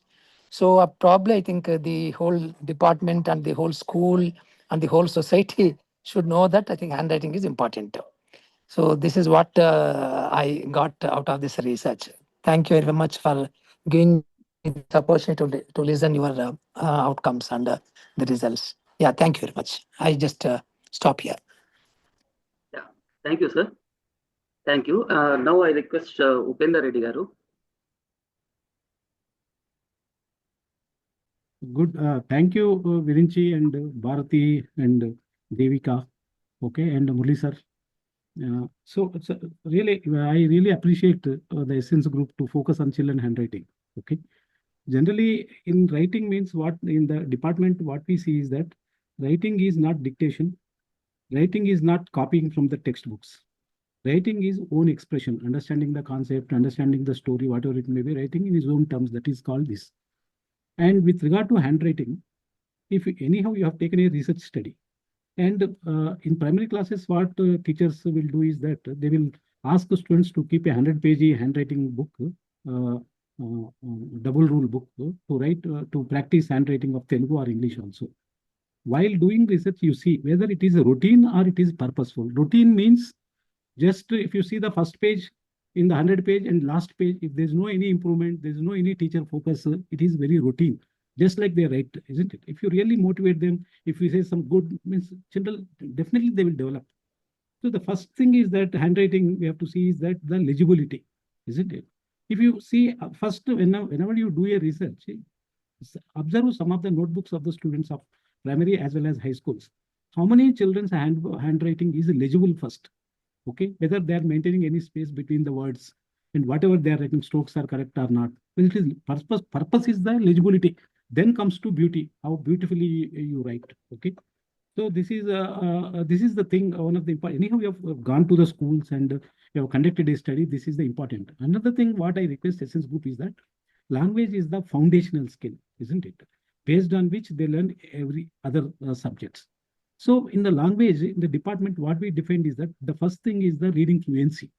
How children are fluent in reading. A fluency only leads to comprehension. In generally, NCERT defined that other global agencies also 50 words per minute or 60 words per minute like that. Fluency improves the comprehension. This is the first part, whether children are really reading the text fluently. Any given text, not so hard, very level test. The second is the comprehension, isn't it? Whatever the children read, 1 or 2 para, asking what he actually understood. Okay, that is the comprehension, isn't it? Whether children are making any meaning out of their reading, that is the second aspect. The third aspect is the how children, once they read and understand, are able to express in written. 1 or 2 paras writing on their own using their production of language. These are the 3 components actually we actually set as indicators for language proficiency among the students of both primary and higher also. So Essence Group really doing some good work. So what I request is that see all these, whether if possible, I will give this also. These are under these 3 we have developed certain test items also, how to test fluency, comprehension, and writing also. Because majority of the students in our primary and high schools lack of these language competencies, very basic. It is in Telugu and more in English also, isn't it? So and whatever the rubrics we have started is this is a very high level. No teacher actually practicing in our schools that type of rubrics, isn't it? So very basic foundational level things we are talking about, not any advanced levels. Okay, Essence Group, anyhow, please go to the schools. Is it any guidance is required, we will give and understand what is happening in aspects of language learning, teaching and learning, isn't it? Whether how language, when you find something, you actually ask the language teachers also after 7 years of schooling, why children are very much backward in basic language. What language teachers say, what non-language teachers says. Okay. So these are the important research. Really, we did some sort of research, but your kind of research is also very much required. And even you can as well contact the parents also with regard to their performance. What parents say, whether parents knows it that their children's standards actually in primary as well as high schools, isn't it? Some sort of community or parents awareness building is also very much necessary because they are the primary stakeholders. They can ask the headmaster and teachers. But government officials and nobody goes to the schools and actually see the things and connect a meeting with the parents. Nobody will do, but NGO can do it actually. Okay, so these are the things. Okay, first is the legibility. Because what happens in our schools is that majority of the students will just copy the answers from textbooks or guidebooks. They never write on their own. This is even in copying also whether it is legible or not. Okay. So these are the things. And what type of practices teachers are doing to improve the language once they know it, isn't it? So what type of corrections they are making in the this thing, okay, in the language aspects. On the notes, how they are correcting it, what type of suggestions, the guidance they are giving to the children, isn't it? Whether they have any agenda to focus on the language or to focus on the syllabus. Okay, these are the things I actually request you to actually do some sort of survey in these aspects. So this is my, anyhow, I once again congratulate the Essence Group for their study and developing some sort of rubric based on which children will be assessed and actually ranked. Okay, thank you. If any support you require, I will ready to help you. Do study not only in government schools, even in private also. Parents are very much attracted to the private schools and thinking that the standards are very good. I don't think that the standards are still weak when compared to government schools. Okay, they are paying so much of fee, but in spite of this, they are not getting any good performance. Okay, children are not performing well. Okay. And some residential schools also. What is happening in the name of residential schools? What is the standards there? So model schools, residential schools, KGBBs, do it especially in high schools at least. Okay, in high schools rather than primary schools, so that we will come to know what really happening in these schools. Okay, right. Basubnam garu, I asked Dr. Anand garu to respond as a parent. I would like to share regarding my son. Now he is studying in 8th standard, but I don't know how I still could able to observe his spelling mistakes regarding. So at the part of P used to P-D confusion, Q-O confusion, P small q confusion. When he is in the schooling, in the primary, I mean to say in the 4th, 3rd, 5th class. After that, regarding his presentation, regarding his vocabulary, regarding his knowledge, And my wife too don't know that our 9 planets are there. The 9 planets, he know that 9 planets approximate size, what the time that will take, how many days that will take revolve around that means each planet has its own year.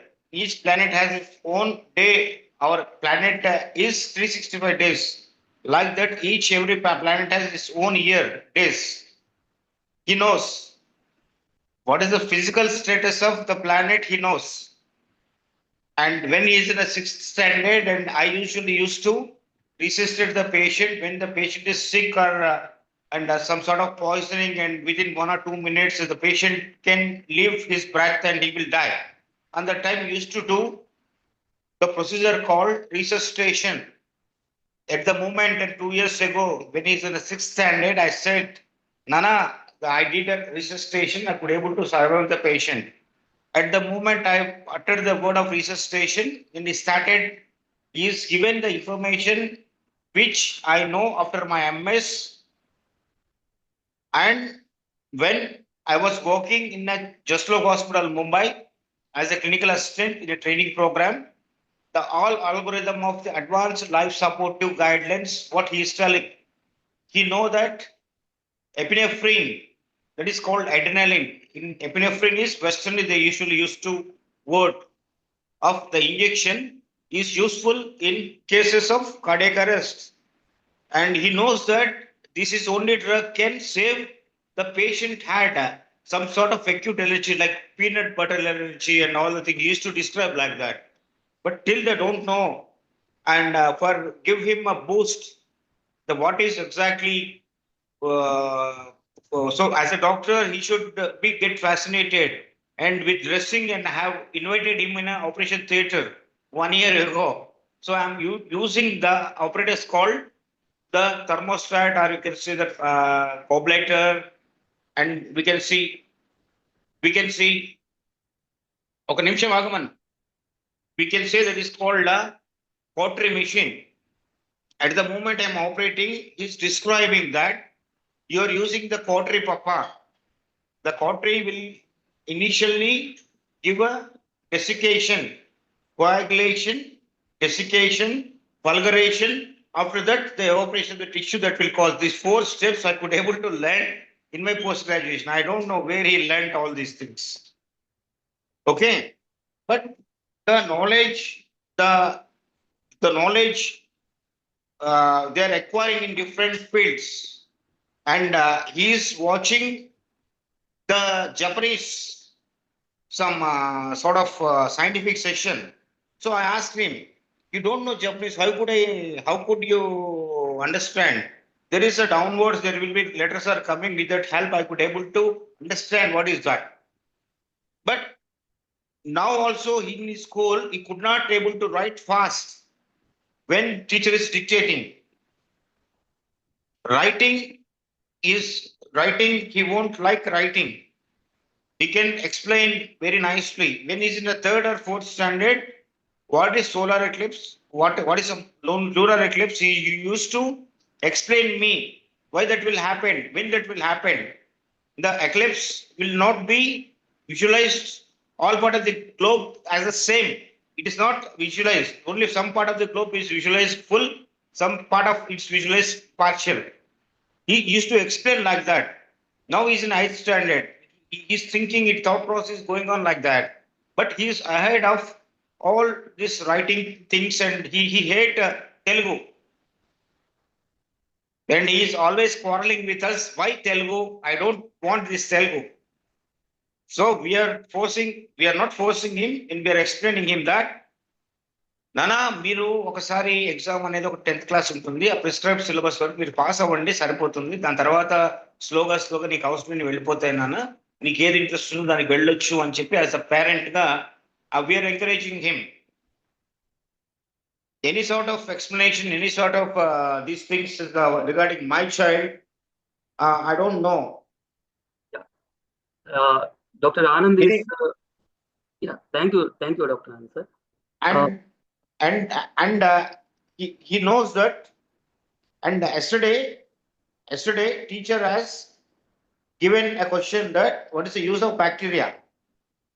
So apart from this textbook, and he's explaining that we are using a curd regularly that is containing lactobacillus in a temperature of 25 to 35 or 38, 40 degrees temperature is there. The milk is converted into the curd, which is a full of probiotic that is useful for our gut. That will prevent the growth of the pathogenic bacteria. That will helpful according to that. In that small respect also will be knowing. But is a poor at writing skills and all the things. I don't know. This kid might be they have a different thought process, or they are realistic kids. I don't know. This is my opinion. Thank you. Thank you, Anand sir. So he's a wonderful, highly intelligent guy, but the problem with him is he could not write properly. And because of this one problem, he's facing a lot of discrimination at the school, and he is highly stereotyped by the staff there. So many problems he's facing now. Actually, as parents, these two couple are really struggling a lot to make the teachers to understand about the abilities of their kid. So actually, he's far ahead of the other students in the classroom. But only problem, what Dr. C is saying, that he could able to tell so many things. A lot of knowledge he has. We too also don't know where from he's getting all that knowledge. But he's extraordinary in explaining the things. If a teacher asks him, tell me about this thing, he will tell for more than like even an MBBS student also cannot tell like that. So he's such an intelligent boy, but he's highly discriminated only because of the poor handwriting. So the problem here is there are so many such kids. There are so many such kids, but still our examination patterns are trying to understand the abilities of the kid only by using handwriting in the examination. So why in the 21st century we still have this kind of writing as a only mechanism to understand the ability of a kid to reproduce the chapters or to reproduce the knowledge. So in that way, we are trying to understand about rubric methods and other methods, but whatever as a parent we understand, as teacher we understand, but the system is very hard that only one method is allowed. And if we ask this kid like Suhas, he will type the answer within no time. So why can't we implement? We customize the system should be there that should customize the examination patterns, especially writing. Not only writing methods, Viva methods are there, or like even typing methods are there, because nowadays every school is having computer classes from day one, first class. So many kids are very much proficient in the computer rather than writing with the hands. So yes, there may be some correlation with the handwriting and intelligence, but it is many times it is unproving that. Example in case of Suhas and other kids also, I know. I don't. Their parents I asked to come, but they could not come today.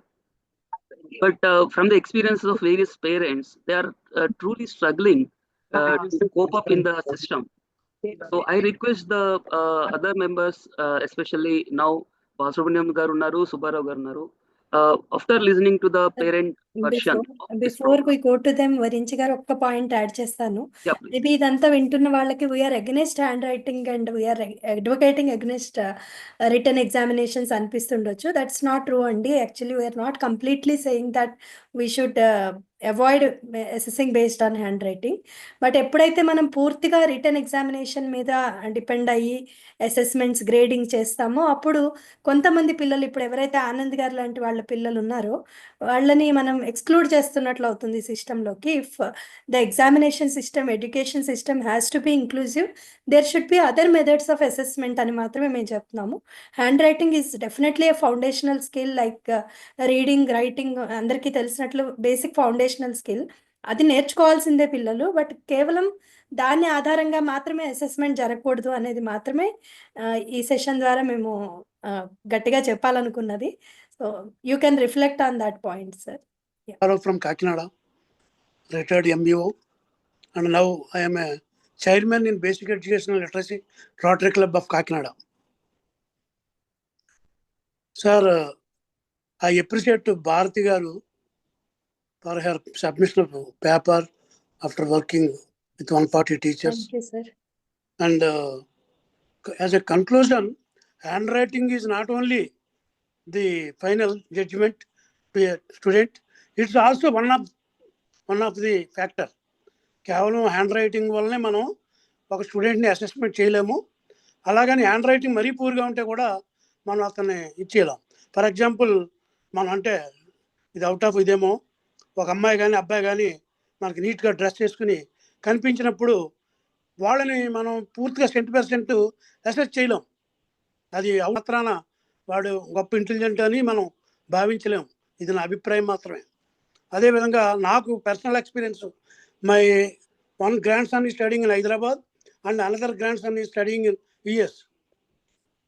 Comparatively, my Hyderabad lo unna grandson writing very beautiful, but he gets low marks. Whereas in US, another grandson is getting more marks, A+, but his handwriting is very poor. అక్కడ యుఎస్లో system ఆ rubric based ఇది ఉంటుందండి. దానివల్ల they will get good marks. ఇందాక మనకి ట్యాబులేషన్లో చూపించారు కదా, 5, 4, 3, 2, 1 లాగా, పూర్కి అయితే 1, ఎక్సలెంట్ అయితే 5 లాగా, ఆ టైప్ లాగా యుఎస్లో నేను అబ్జర్వ్ చేశాను. ఎందుకంటే it was rubric based education proposed by James ప్రొఫెల్హమ్. అక్కడ యుఎస్లో జేమ్స్ ప్రొఫెల్హమ్ గారు దీన్ని అక్కడ తీసుకురావడం జరిగింది. దాంతో అక్కడ యుఎస్ ఎడ్యుకేషను నేను రిటైర్ అయ్యి 15 ఏళ్ళు అయిందండి. ఒక 10 సార్లు అమెరికా వెళ్ళి వచ్చాను. అక్కడ మా మనవడు ఇప్పుడు 9th క్లాస్ చదువుతున్నాడు. వాడు ఫస్ట్ క్లాస్ నుంచి వాడు హ్యాండ్ రైటింగ్ నేను వెళ్ళినప్పుడల్లా ప్రాక్టీస్ చేస్తాను. యాజ్ ఇంగ్లీష్ ఈ రైటింగ్స్ అవి కూడా నేను ఇటాలియన్ స్క్రిప్ట్లు అవి పట్టుకుని వెళ్తాను. కానీ నేను చెప్పినంతసేపు అది ఫాలో అవుతాడు, మళ్ళీ మొదలుకి వచ్చేస్తాడు. లెఫ్ట్ హ్యాండ్ రైటింగ్ అవుతుంది, రైట్ హ్యాండ్తో కూడా రాయడు. ఏమైనప్పటికీ మా స్కిల్ ఎక్కువ, రైటింగ్ స్కిల్స్, నాలెడ్జ్ అవన్నీ 100% ఇంకా, ఎందుకంటే మంచి మార్కులు. అదేవిధంగా బాస్కెట్బాల్ కానివ్వండి, మ్యూజికల్ ఇన్స్ట్రుమెంట్ వాళ్ళకి కంపల్సరీ ఒక గేమ్ ఒకటి, ఒక ఇన్స్ట్రుమెంట్ మ్యూజిక్ ఒకటి నేర్చుకోవాల్సిన అవసరం ఉంది. ఆ రెండు కూడా A+. After 10 years an Indian student got place in basketball of Windar's high school, HSC high school అని ఉందండి చికాగో దగ్గర. అందులో మా మనవడు, అదే ఓన్లీ పర్సనల్ చెప్తున్నాను. అంటే ఓన్లీ హ్యాండ్ రైటింగ్ దగ్గరకు వచ్చేటప్పటికి మనం హ్యాండ్ రైటింగ్ ఒకటే చూసి మనం కుర్రవాడిని ఇమేజ్ చేయొద్దు, అలాగని దాన్ని మనం నెగ్లెక్ట్ చేయకూడదు. అతను హ్యాండ్ రైటింగ్ ఇప్పుడు మొదట్లో మనకి ఎవరు చెప్పారు, మురళీ గారు చెప్పారు అనుకుంటా. ఇప్పుడు చాలామంది ఈ టెస్లా కంపెనీ ఆయన ఉన్నారు, ఆయన హ్యాండ్ రైటింగ్ బాగోదని. కానీ మరి అలాగే కాకుండా మరి గ్రేట్ లీడర్స్ యొక్క హ్యాండ్ రైటింగ్ చాలామందిది మరి గొప్పగా ఉండదు. వేరే డాక్టర్స్ హ్యాండ్ రైటింగ్ చూస్తే మనకు అర్థం అవ్వదు, ఓన్లీ ఆ మెడికల్ స్టాఫ్ తప్ప. అంత మాత్రం చేత ఆయన ఎండీ చేయలేదని అనుకోకూడదు. నేను ఫైనల్గా చెప్పేది ఏంటంటే, ఒక్క హ్యాండ్ రైటింగ్ ఒక్కదాన్నే మనం హ్యాండ్ రైటింగ్ యాజ్ ఎ లో status and profile in literacy and education in recent years has attracted a little attention from teachers, policy makers or researchers to maintain the education process. It is my conclusion. Thank you very much. ఈ అవకాశం ఇచ్చిన మీ అందరికీ కూడా నాకు ధన్యవాదాలు తెలియజేస్తూ thank you sir. Thank you sir, thank you. లాస్ట్గా బాలసుబ్రహ్మణ్యం గారు. డియర్ ఫ్రెండ్స్, నేను వినిపిస్తుందండి? వినిపిస్తుంది. చాలా సంతోషము ఈ వేదిక మీద మా చిరకాల మిత్రుడు ఉపేంద్ర రెడ్డి గారిని, అలాగే మాకు చాలా దగ్గరైనటువంటి మురళి గారిని కూడా ఒకసారి కలుసుకునే అవకాశం వచ్చింది. మాటలు వినడం ద్వారానైనా సరే ఒక మంచి విషయాన్ని, ఒక చిన్నదైనా సరే ఒక కోణంలో నుంచి చూసి లోతుకు వెళ్ళేటటువంటి ప్రయత్నం ఎసెన్స్ గ్రూపు విద్యారంగానికి సంబంధించినంత వరకు ఈ రాత విషయంలో చేసిన సర్వే ద్వారా మీరు చేయగలిగారు. మీ సర్వే భారతి గారు ప్రజెంట్ చేసింది, లేదా నేను చదివాను కూడా దాన్ని పూర్తిగా, నాకు ఒక దగ్గర చాలా భయం వేసేది. ఆ విషయాన్ని ముందు మీకు చెప్పాలి. ఏమిటనంటే, చేతివ్రాత బాగా రాసేటటువంటి పిల్లలు, సరే వాళ్ళకి 2 మార్కులు ఎక్కువ రావడం తక్కువ రావడం అనేటటువంటిది అది అటు పెట్టండి, మాట్లాడతాను కావాలంటే. అలాంటి పిల్లలు చాలా తెలివిగల వాళ్ళని, ఇంకా మాట్లాడితే వాళ్ళ వ్యక్తిత్వం గొప్పదని, ఈ అభిప్రాయం కూడా ఉపాధ్యాయులకు ఉండడం అనేది చాలా ఆందోళనకరమైన విషయం. బాగా అక్షరాలు రాసినంత మాత్రాన వాళ్ళ ఇంటెలిజెన్స్ని దాంతో కొలవడానికి ప్రయత్నం చేయటం, లేకపోయినట్టుగానైతే అసలు బాగా అందంగా రాస్తే వాళ్ళు ఏదో మూర్తీభవించిన ఉన్నతోత్తములు అన్నట్టుగా ఫీల్ కావటం, ఇది ఎక్కడ విషయం అండి? ఇది దానికి ఏం సంబంధం? ఆ రకమైన పర్సెప్షన్ పిల్లల మీద ఏర్పరచుకోవడం అనేటటువంటిది జరిగితే ఒక్కొక్క దాన్ని చూసి అది తీవ్రమైన నష్టం తెస్తుంది ఈ క్లాస్ రూమ్లో. ఇప్పుడు పేద పిల్లల దగ్గరకు వచ్చేటప్పటికి వాళ్ళ రంగును బట్టి పిల్లల్ని ఒక అవగాహనకు రావటం, లేదా వాళ్ళ రూపం, వాళ్ళ భాష, వాళ్ళ వేషం, వాటిని చూసి ఆశ, వీటిని చూసి ఒక అభిప్రాయానికి వచ్చేయటం, లేదా వాళ్ళు ఏదో ఒక అల్లరి చేస్తాను, లేకుంటే మరొక పని చేస్తాను, దాన్ని బట్టి పిల్లల పట్ల ఒక అభిప్రాయాన్ని ఏర్పాటు చేసుకొని వాటితో వ్యవహరించే తీరులో మార్పు రావటం అనేటటువంటిది క్లాస్ రూమ్లో టీచర్లకు కానీ జరిగినట్టుగానైతే ఎంత నష్టం వస్తుందో ఈ ఒక్క పాయింట్ దగ్గర. అక్షరాలు అందంగా రాయలేకపోతున్నాడు కాబట్టి వీడు తెలివి తక్కువవాడు, లేకపోతే వీడి వ్యక్తిత్వం లేనివాడు అనేటటువంటి వైపు నుంచి పిల్లల్ని చూడడం అనేటటువంటిది జరిగితే దారుణమైన విషయం ఇది. అందరూ మార్కుల గురించి మిగతా వాటిని గురించి మాట్లాడారు, కానీ నాకైతే ఈ రెండు విషయాల మీద చాలా బాధ వేసింది. ఇది కరెక్ట్ కాదు, దానికి దీనికి సంబంధం లేదు. ఈ విషయంలో నాకు బాగా గుర్తు గాంధీ గారు మేము హిందీ నేర్చుకునేటప్పుడు హిందీలో ఒక పరీక్ష ఉండేది, మౌఖిక్ అనేటటువంటి పరీక్ష రాష్ట్ర భాషా ప్రవీణ తర్వాత ఉండేది. అదేమిటనంటే కొందరు లిపులని, అంటే మరీ కష్టమైనటువంటి లిపులని చదవడం అనేటటువంటిది కూడా ఆ పరీక్షలో కొన్ని మార్కులు వేయడానికి ఉపయోగపడేది. అందులో గాంధీ గారి రాతని చదవమని ఒక పరీక్ష ఉండేది మాకు. అది భయంకరంగా ఉండేది, అలా చదవడం సాధ్యమే కాదు. దానికోసం ప్రత్యేకంగా కుస్తీ కూడా పెట్టేటటువంటి వాళ్ళు. గాంధీ గారి లిపి అంత ఘోరంగా ఉన్నంత మాత్రాన గాంధీ గారి గొప్పతనానికి ఏమైనా నష్టం వచ్చిందా ఏంటి? అయితే గాంధీ కూడా అంటాడు, నా లిపి ఈ విధంగా లేకుండా బాగుండుంటే బాగుండేది, నా రాత కొంచెం జాగ్రత్తగా రాయడం చిన్నప్పటి నుంచి నేర్చుకుని ఉంటే బెటర్గా ఉండేది. అసలుకి పిల్లలకి అక్షరాలు రాయడం నేర్పించడం కన్నా ముందర బొమ్మలు వేయడం నేర్పించడం కన్నా చేసినట్టుగానైతే, ఆ క్రమంలో రాతగానం నేర్పించినట్టుగానైతే మంచి లిపి వస్తుంది, లిపికి ప్రాధాన్యత ఉంది అని చెప్పి ఆయన అదే పనిగా రాసుకుంటారు. ఈ కోణంలో నుంచి మనం చూడాలి. ఇప్పుడు ఎవరు కూడా లిపిని గురించి ఆలోచించేటప్పుడు ఏమిటి మొదటి విషయం? లిపి రాయటము అనేటటువంటిది, ఎవరన్నా చేతి వ్రాత అనేటటువంటిది అది తన కొరకు కాదు, తనకు తెలిసిన దాన్ని ఇతరులకు తెలియజేయడం కొరకు రాయడం అనేటటువంటిది జరుగుతుంది. అలా రాసేటప్పుడు ఒకటి తప్పులు లేకుండా వెళ్ళినంత వరకు ఉండాలి అని మనం కోరుకుంటాం. రెండవది అర్థమయ్యేటట్టుగా ఉండాలి అనేటటువంటిది కోరుకుంటాం. ఈ రెండు అవసరం, అందులో ఏం సందేహం లేదు. ఇప్పుడు ఉదాహరణకి పాతకాలంలో కవులు, రచయితలు వాళ్ళు రాసేవాళ్ళు కాదు, లేఖకుల చేత రాయించేవాళ్ళు. ఆ లేఖకులు చాలా తప్పులు తడకలుగా గజిబిజిగా రాయడం వల్ల, మరి తాళపత్ర గ్రంథాల్లో రాయడం వల్ల ఇప్పటికీ కూడా ఈ తిక్కన గారి మహాభారతంలో కూడా కొన్ని చోట్ల అర్థం కానట్టుగానే మిగిలిపోయి ఉన్నాయి. ఇది ప్రమాదకరం.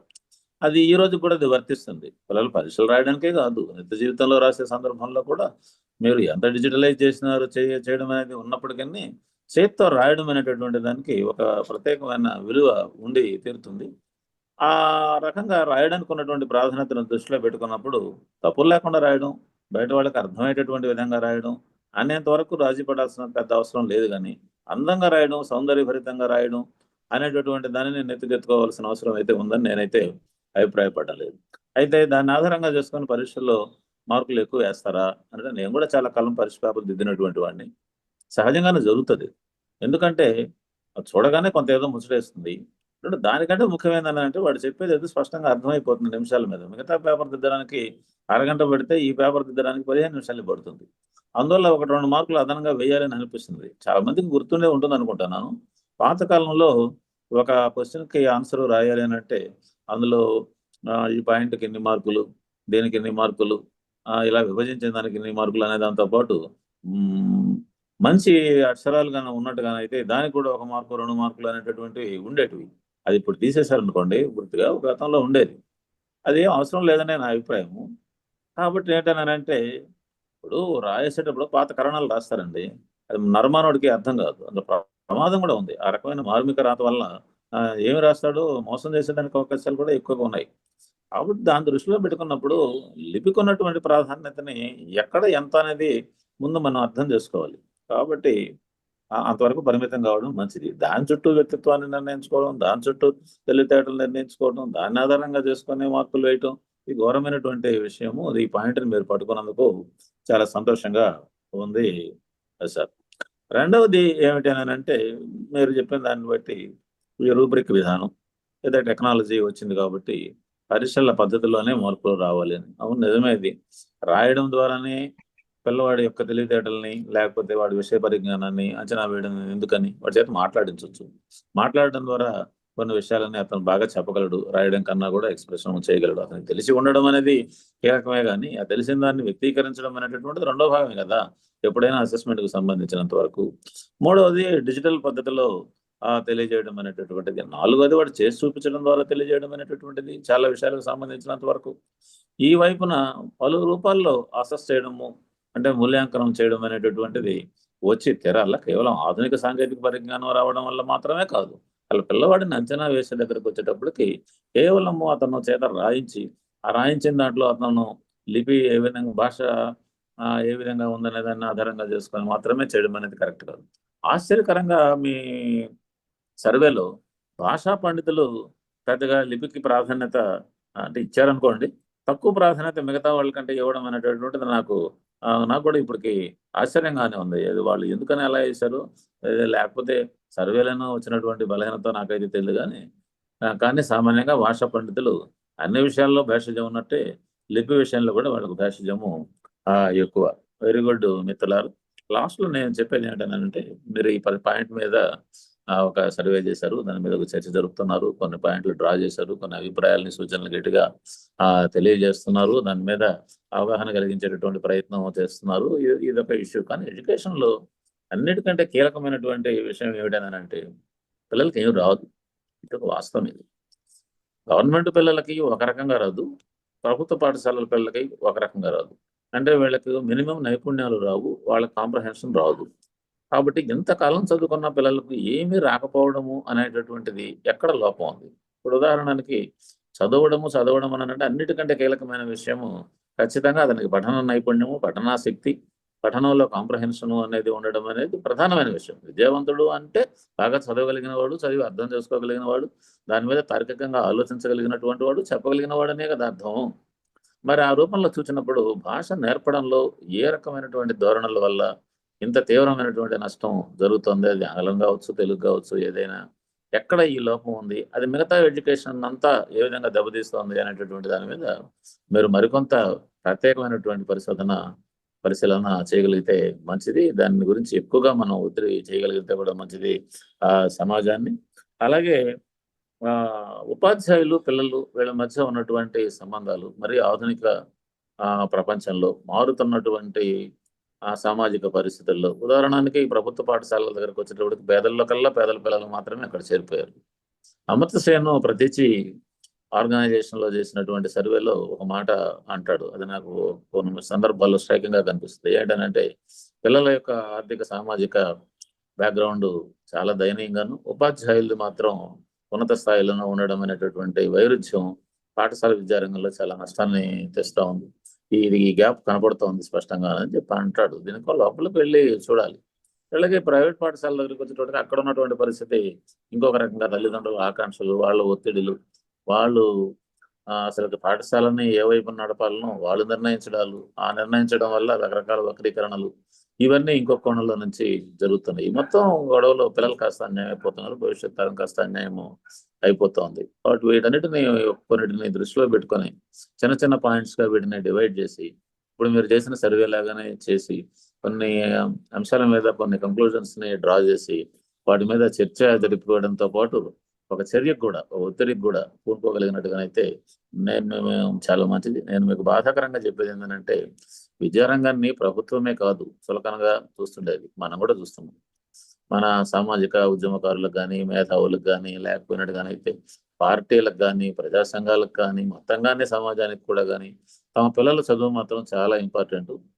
విద్యారంగం ఏ వైపుకు పోతుంది అనేటటువంటిది ఎవరికి పట్టనటువంటి విషయం. అసలు వెళ్ళి ఏం జరుగుతుంది, క్లాస్ రూమ్లో ఏమవుతున్నారు పిల్లలు అనే దగ్గర నుంచి, టెక్స్ట్ బుక్స్ ఎలా ఉన్నాయి, బోధనా రీతులు ఎలా ఉన్నాయి, పరీక్షా విధానం ఎలా ఉంది, నిజంగా పిల్లలకి న్యాయమైనటువంటి అంచనా జరుగుతోందా, వాళ్ళు ఎందుకు బయటకు వచ్చారు, ఏమయ్యారు అనేటటువంటి దాని గురించి కానీ మొత్తం సమాజం ఈ రకమైన చదువు వల్ల ఏమవుతుంది అనేటటువంటి దాని గురించి కానీ మాట్లాడుకునేటటువంటి వాళ్ళు, మాట్లాడుకునే సంస్థలు, సీరియస్ గా దీని మీద పనిచేసేటటువంటి సంస్థలు నా దృష్టిలో ఏమనుకోకండి తక్కువగా ఉన్నాయి.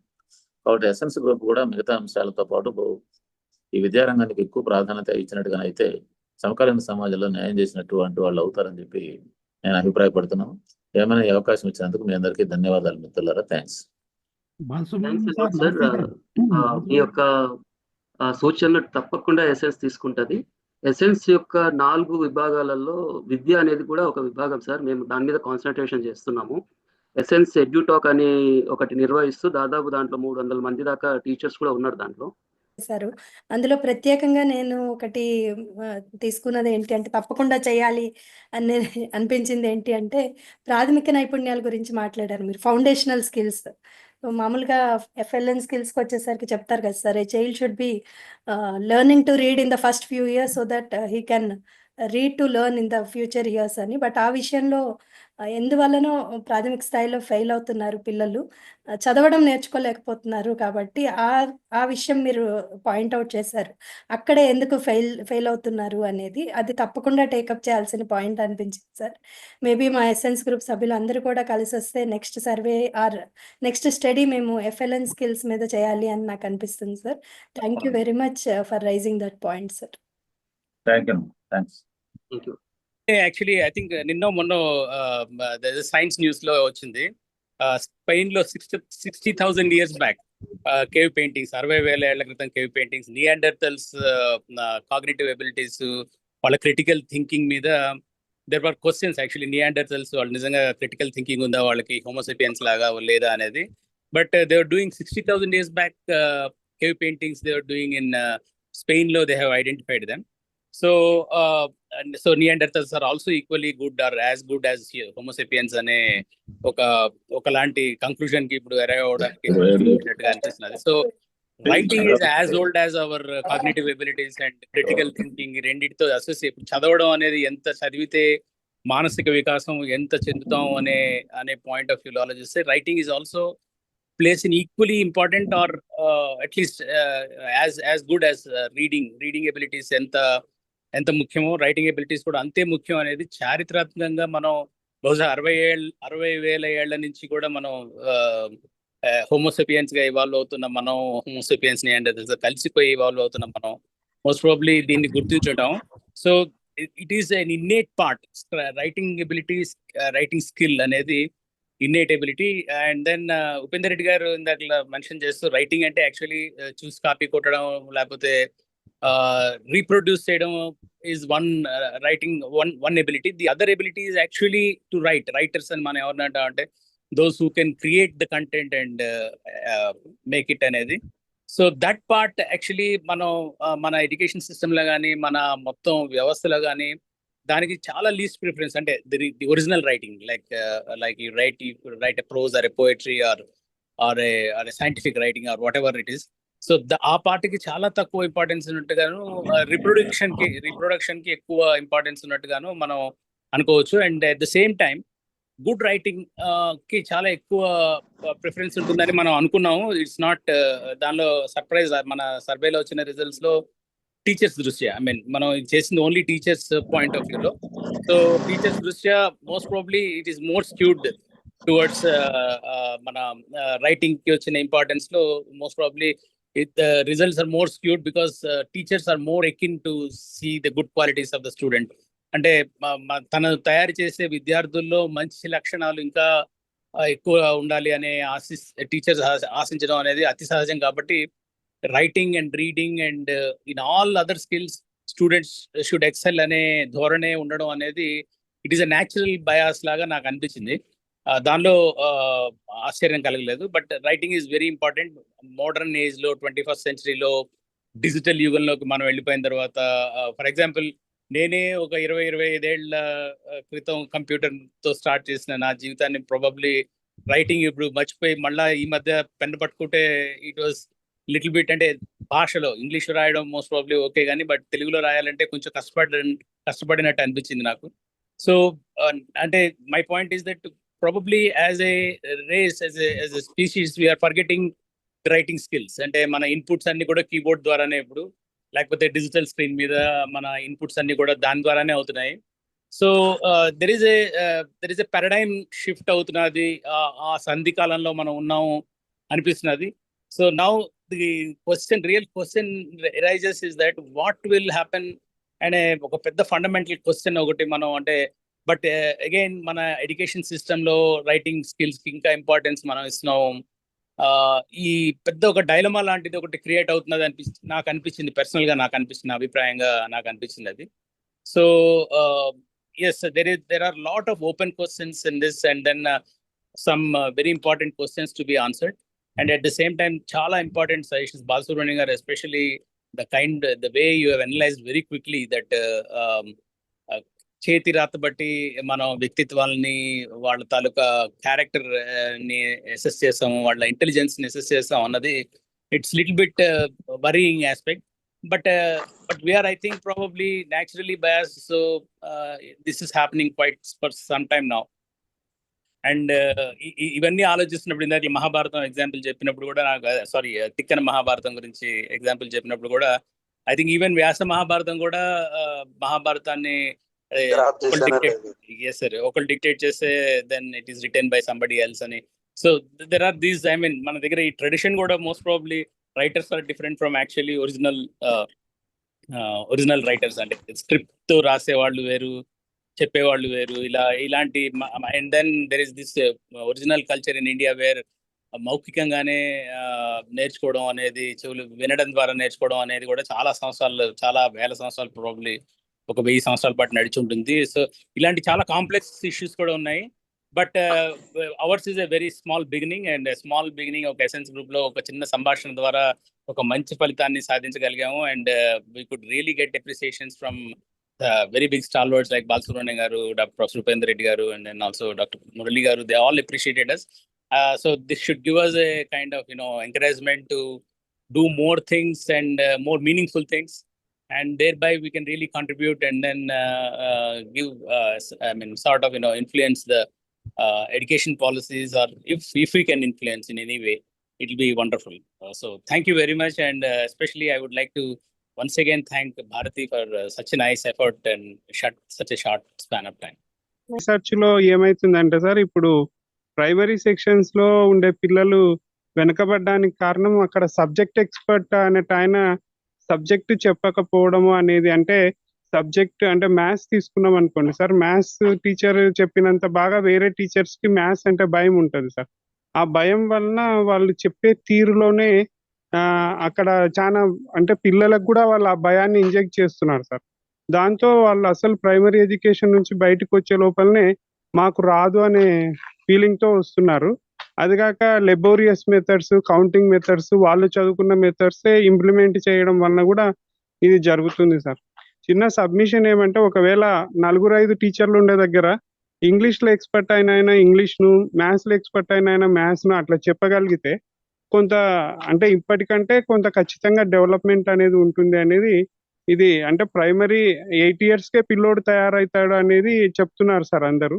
కానీ 8 years లోపల మన ఇండియన్ ఎడ్యుకేషన్ సిస్టమ్ లో తక్కువ అంటే మనం క్వాలిఫికేషన్ తక్కువ ఉండే వాళ్ళతోనే చెప్పిస్తున్నారు సార్. అది అంటే పెద్ద దేశం కాబట్టి ఇట్లా జరుగుతుందేమో. దీనివల్లనే మనం అసర్ లాంటి సర్వేల్లో, స్లాష్ లాంటి సర్వేల్లో మన పిల్లలకు అది రాకుండా మాకు రాదు అనే ఫీలింగ్ తో అట్లే ఉండడం అనేది ఒక పెద్ద శాపంగా మారింది సార్ విద్యా వ్యవస్థకు. దీని గురించి కొంచెం ఆలోచించగలరని ప్రత్యేకంగా మనవి చేస్తున్నాం సార్. Thank you sir. బేసికల్ గా ప్రాబ్లం ఏంటంటే, ఇప్పుడు లాంగ్వేజ్ కాబట్టి how language are being taught in the schools, primary కావచ్చు, హై స్కూల్స్ కావచ్చు. మరి మ్యాథ్స్ అన్నారు, how maths is being taught. So అది ఇంపార్టెంట్ బేసికల్గా. ఎందుకంటే ఈ మధ్య వచ్చిన టెక్స్ట్ బుక్లో కూడా, ప్రైమరీ టెక్స్ట్ బుక్స్ కనుక మీరు చూస్తే, లాంగ్వేజ్ టెక్స్ట్ బుక్స్, దాంట్లో పెడగాజీ కూడా how to teach, how to focus అనేది కూడా మేము టెక్స్ట్ బుక్లోనే పెట్టినాం. ఎంత పక్కకు పడేసి మేము ఎట్లా నేర్చుకున్నామో మేము అట్నే చెప్తాము అనేటటువంటిది. అంటే there is a lot of difference what is being given in the text book and what is really being transacted in the class rooms. కాబట్టి లాంగ్వేజ్ టీచర్స్ లాంగ్వేజ్ చెప్తుండ్రా, లేకుంటే ఓన్లీ సిలబస్ చెప్పి కథ లెక్క ఓరల్గా చెప్పి ముగించేస్తుండ్రా అనేటటువంటిది బేసిక్ ఇష్యూ. ఈ మధ్య కొంతమంది సైన్స్ టీచర్లు అంటున్నారు, సార్ మేమేమంతా ఈ మధ్య సైన్స్ టీచర్లు కూడా ఏమంటున్నాం అంటే, లాంగ్వేజ్ ఇంపార్టెంట్ కాబట్టి మీరు ఫోకస్ చేయండి లాంగ్వేజ్ మీద కూడా అని చెప్తే, కాదు సార్ మేము సిలబసే చెప్పి పాఠం చదివి అర్థం చెప్తే, తెలుగు టీచర్ కూడా పాఠం చదివి అర్థమే చెప్తే లాంగ్వేజ్ స్కిల్స్ ఎట్లా వస్తాయి సార్? లాంగ్వేజ్ స్కిల్స్ ఫోకస్ చేయాలి, స్టోరీ మీద కానీ కంటెంట్ ఫోకస్ కాదు కదా. కాబట్టి ఇంపార్టెంట్ అంటే ఎక్కడ మనం పోయినాం అంటే the way how language are being taught in at primary level first, తర్వాత ఫాలోడ్ బై అదే కాబట్టి సార్ ప్రైమరీ లెవెల్లోనే పిల్లోనికి డిస్కరేజ్మెంట్ జరుగుతుంది అనే సార్ ఇప్పుడు మనం గుర్తించింది. అక్కడనే కొంచెం strong. There are certain strategies how to focus on language building అనేటటువంటిది. ఇప్పుడు ఉపేంద్ర రెడ్డి గారు, బాలసుబ్రహ్మణ్యం సార్, ఈ రోజు లాంగ్వేజెస్ నేర్పడం అనేటటువంటిది it is a matter of 6 months అంతే. అవును సార్, నిజంగా కొంచెం 7-8 ఏళ్ల పిల్లలకి, పెద్దవాళ్ళకి కూడా 6 నెలల్లో భాషని బాగా అర్థం చేసుకొని మాట్లాడగలిగి చదవగలిగినట్టుగా చెప్పడం అనే పద్ధతులు వచ్చేసాయి. అసలు భాషలో నేర్పడం అనేది పెద్ద వ్యాపారం కూడా ఇప్పుడు. ప్రపంచంలోని చాలా భాషల్ని, మోడర్న్ భాషలు నేర్పడానికి అయితే కొన్ని వందల వ్యవస్థలు, ఇన్స్టిట్యూషన్స్ ఉన్నాయి. ఈ మోడర్న్ టెక్నిక్స్ అన్నిటినీ వదిలేసి వాళ్ళు ఎంతసేపటికి ఆ వ్యాకరణాన్ని పట్టుకొని, లేకపోతే అక్షరాలను దిద్దించుకుంటూ రోజుల తరబడి కాలక్షేపం చేయించి, అలా టీచర్లు మారితే కదండి. టీచర్లు మారకుండా అసలు ఏమనుకుంటున్నారు భాష అంటే టీచర్లు? ఎస్ సార్, భాష అంటే వ్యాకరణం అని, భాష అంటే సాహిత్యం అని, భాష అంటే గ్రాంధికం అని, ఆ భాష అంటే ఆ పురాణాలు అన్నీ చెప్పి అనుకుంటున్నారా? లేకపోతే రోజువారీ వ్యవహారాలు ఇవన్నీ కూడా భాష అని అనుకుంటున్నారా? భాష మీద ఉన్న భేషజాలు, ఆధునిక దృక్పథం భాషకు సంబంధించి, భాష బోధనకు సంబంధించి ఎంత మొత్తుకున్నా లేకపోవడం అనేటటువంటిది ఒక ప్రధానమైన కారణం. మీకు 10 ఏళ్ల పాటు పిల్లవాడు బడికి వస్తే 10వ తరగతి పిల్లవాడికి 3వ తరగతి పుస్తకం రాకుండా, చదవడం రాకుండా పోయింది అని అంటే ఎవరి తప్పు? పిల్లవాడి తప్పుదా? మనం నేర్పడంలోనా తప్పు, మన టీచర్లదైనా తప్పు, మన వ్యవస్థలదైనా తప్పు. మనం ఆ వైపు నుంచి చూడడం లేదు. బ్లేమ్ను ఒకరి నుంచి ఒకరికి తోసి పారిస్తున్నాం. అది ఎలా కరెక్ట్ అవుతుందండి చెప్పండి? వాళ్ళని వదిలేండి నా దగ్గరికి. ఒక 8th క్లాస్ పిల్లవాడిని నా దగ్గరికి వదిలేండి. మీరు 10th క్లాస్లో ఏం చదివినారో అంతకంటే బాధ ఉందని నేర్పించి పంపిస్తాను.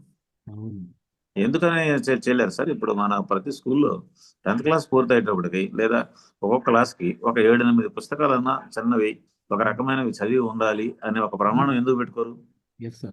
సంవత్సరానికి ఒక 7-8 పుస్తకాలైనా చదివి ఉండాలి టీచర్లు అనే ప్రమాణం ఎందుకు లేదు? టీచర్లకు ఆ ప్రమాణం లేదు కాబట్టి పిల్లలకు ఆ ప్రమాణం లేదు. నేను మరి కొంచెం కోపం వచ్చినా, ఉపాధ్యాయులకు బాగా కలిగినా నేను ఈ మాట స్పష్టంగా చెప్పదలుచుకున్నాను. మీరు ఎన్నో ఆర్టికల్స్ రాశారు చదువు మ్యాగజైన్ల కాంచెల్లి, మన టీచర్ హ్యాండ్ బుక్స్లలో కూడా భాష మీద ఎట్లా చదవచ్చు, లైబ్రరీ ఎట్లా ఉపయోగపడుతుంది, కథల పుస్తకాలు ఎట్లా ఇవ్వచ్చు అని ఎంతో చెప్పినాం సార్. అంటే సిస్టమ్ లెవెల్ చెప్పాం సార్, అది తల బగలు కొట్టుకున్నాం. సిస్టమ్ ఎవరు పట్టించుకుంటుంది సార్ అసలు? అదే సార్, అదే చిన్న సబ్మిషన్ ఏమంటే సార్, అదే ఇక్కడ టీచర్ కి అంటే ఇప్పుడు ఒక ఆయన 20 టైటిల్స్, 15 టైటిల్స్, 10 టైటిల్స్ చెప్పాల్సి వస్తుంది సార్ ప్రైమరీలో. అక్కడ ఆయనకి ఏమైతుందంటే ఆయన సబ్జెక్ట్ ఏదైతే ఉందో దాని మీద ప్రేమ ఉంటుంది. ఆ ప్రేమతో ఆయన అది చెప్పినంత బాగా మిగతావి చెప్పలేకపోవడంతో ఆ పిల్లవానికి అక్కడ డిస్కరేజ్మెంట్ వస్తుంది. కాబట్టి ఈ వ్యవస్థలో ఏదన్నా వీలైన అంటే వెంటనే మనం ర్యాపిడ్ గా అని కాదు, కానీ ఇప్పుడు ఒక 5 మంది టీచర్లు, 4 టీచర్లు అక్కడ ఉన్నప్పుడు అక్కడ సబ్జెక్ట్ ఎక్స్పర్ట్స్ పెట్టడానికి అది పిల్లల దృష్ట్యా అయితే అవసరం సార్. టీచర్లు అయితే సీనియారిటీ అట్లా కోరుకుంటారు, కానీ పిల్లల దృష్ట్యా అక్కడ కూడా మనం సబ్జెక్ట్ ఎక్స్పర్ట్ నే పెట్టి ఆయన అదే సబ్జెక్ట్ బాధ్యత చేస్తే సబ్జెక్ట్ ఎక్స్పర్ట్ అంటే కొంతవరకు ఏంటి మేలవుతుంది సార్? సబ్జెక్ట్ ఎక్స్పర్ట్ అంటే ఏంది? 2వ తరగతి లెక్కలు చెప్పడానికి ఏం సబ్జెక్ట్ ఎక్స్పర్టైజ్ కావాలా సార్? ఇప్పుడు 2వ తరగతి లెక్కలు చెప్పడం అనేదే మోస్ట్ సైంటిఫిక్ సార్. ఆ పిల్లోనికి డిస్కరేజ్మెంట్ లేకుండా చెప్పలేకున్నాడు అనేది చేయలేరటయ్యా. అందరూ టీచర్లు మీరు ఏమి చెప్పినా ఈ రోజు గ్రాడ్యుయేషన్ చదువుకున్న వాళ్ళే టీచర్లుగా వస్తున్నారు. ఏమి ఇంతకు ముందులాగా 4వ తరగతి, 5వ తరగతి, 10వ తరగతి చదువుకున్న హైయర్ గ్రేడ్ టీచర్లు లాంటి వాళ్ళు లేరు. బోల్డ్ ట్రైనింగ్లు ఇస్తున్నారు, కావాల్సినంత మెటీరియల్ లభిస్తుంది. మేమన్నా మిమ్మల్ని 10th క్లాస్లో చెప్పడానికి అయితే పెద్ద పెద్ద విషయాలు చెప్పవచ్చు అనుకోండి. చిన్న స్థాయిలో కూడికలు తీసివేతలు నేర్పడం కూడా రాకుండా దానికి పెద్ద ఎక్స్పర్టైజ్ ఉంటే తప్ప చేయలేం పని అని అన్నట్టుగానైతే ఏమని చెప్పాలి? నేను అనకూడదు, కానీ బయట ప్రైవేట్ స్కూళ్ళల్లో ఏ క్వాలిఫికేషన్ ఉండేవాళ్ళు చదువు చెప్తున్నారు. మనం ఏ క్వాలిఫికేషన్ ఉండేవాళ్ళని గవర్నమెంట్లో ఉన్నాం. ఎందుకని ఇక్కడ గవర్నమెంట్లో బోల్తా పడిపోయింది? ఇదంతా చూడవలేదు. అంటే నేను I'm not blaming just teachers only, the whole system failed. But we have to have a kind of introspection కదా. పిల్లల వైపు నుంచి చూడాలి కదా. వాళ్ళకి అంతా నష్టం జరిగిన తర్వాత వాళ్ళు వెళ్ళిపోతున్నారు మీ దగ్గర నుంచి. ఇప్పుడు మీరు ఏం చేస్తారు? పోయిన సంవత్సరం 2,63,000 మంది పిల్లలు గవర్నమెంట్ పాఠశాలల నుంచి వెళ్ళారు. See, tomorrow once the schools are opened, what will happen? I feel that around 3 lakh children will leave the government schools. Sure. No, almost all the primary schools have become single teacher schools. 50% of the schools in Andhra Pradesh are the single teacher schools. Why it so happened? How much is spent on a single child? All these things are there. We have to discuss, and we have to have some kind of introspection also. The teachers have ready-made answers, so that is the problem. Thank you sir. ఇంకా ఇలా కూర్చొని మాట్లాడుతూ పోయామంటే చాలా చాలా విషయాలు మనం discussion లో వస్తాయి. సో ఐ హోప్ మనం బాలసుబ్రహ్మణ్యం గారి టైంని కూడా మనం ఉపేందర్ రెడ్డి గారు, బాలసుబ్రహ్మణ్యం గారు ఇద్దరు వచ్చారు కాబట్టి మనం వాళ్ళ టైం ని రెస్పెక్ట్ చేస్తూ Truly grateful for this wonderful session today. A big thank you to Bharati Kode Garu for presenting such a thought-provoking paper. Your research has really made us reconsider how we view handwriting in education. The focus should shift from neatness to what students are actually learning and their understanding. You have brilliantly highlighted how rubric-based evaluations could lead to a fairer and more inclusive grading system. Your work is indeed timely and much needed. Thank you, ma'am. A special thanks to our esteemed panelists, Sri Akunuru Murali Garu, Sri Upendra Reddy Garu, and Sri Vitapu Balasubramaniam Garu for your insights and for being a part of this meaningful discussion. We are truly honored to have you with us today, sir. To all our special guests, including psychiatrists, doctors, teachers, and educationalists, thank you so much for your time and valuable contributions. Your participation today has been so enriching. Lastly, thank you to all the participants for being here, sharing your thoughts with us. You made today's session engaging and impactful. Let's continue to learn, unlearn, and grow together. Wishing you all a wonderful evening ahead. Thank you.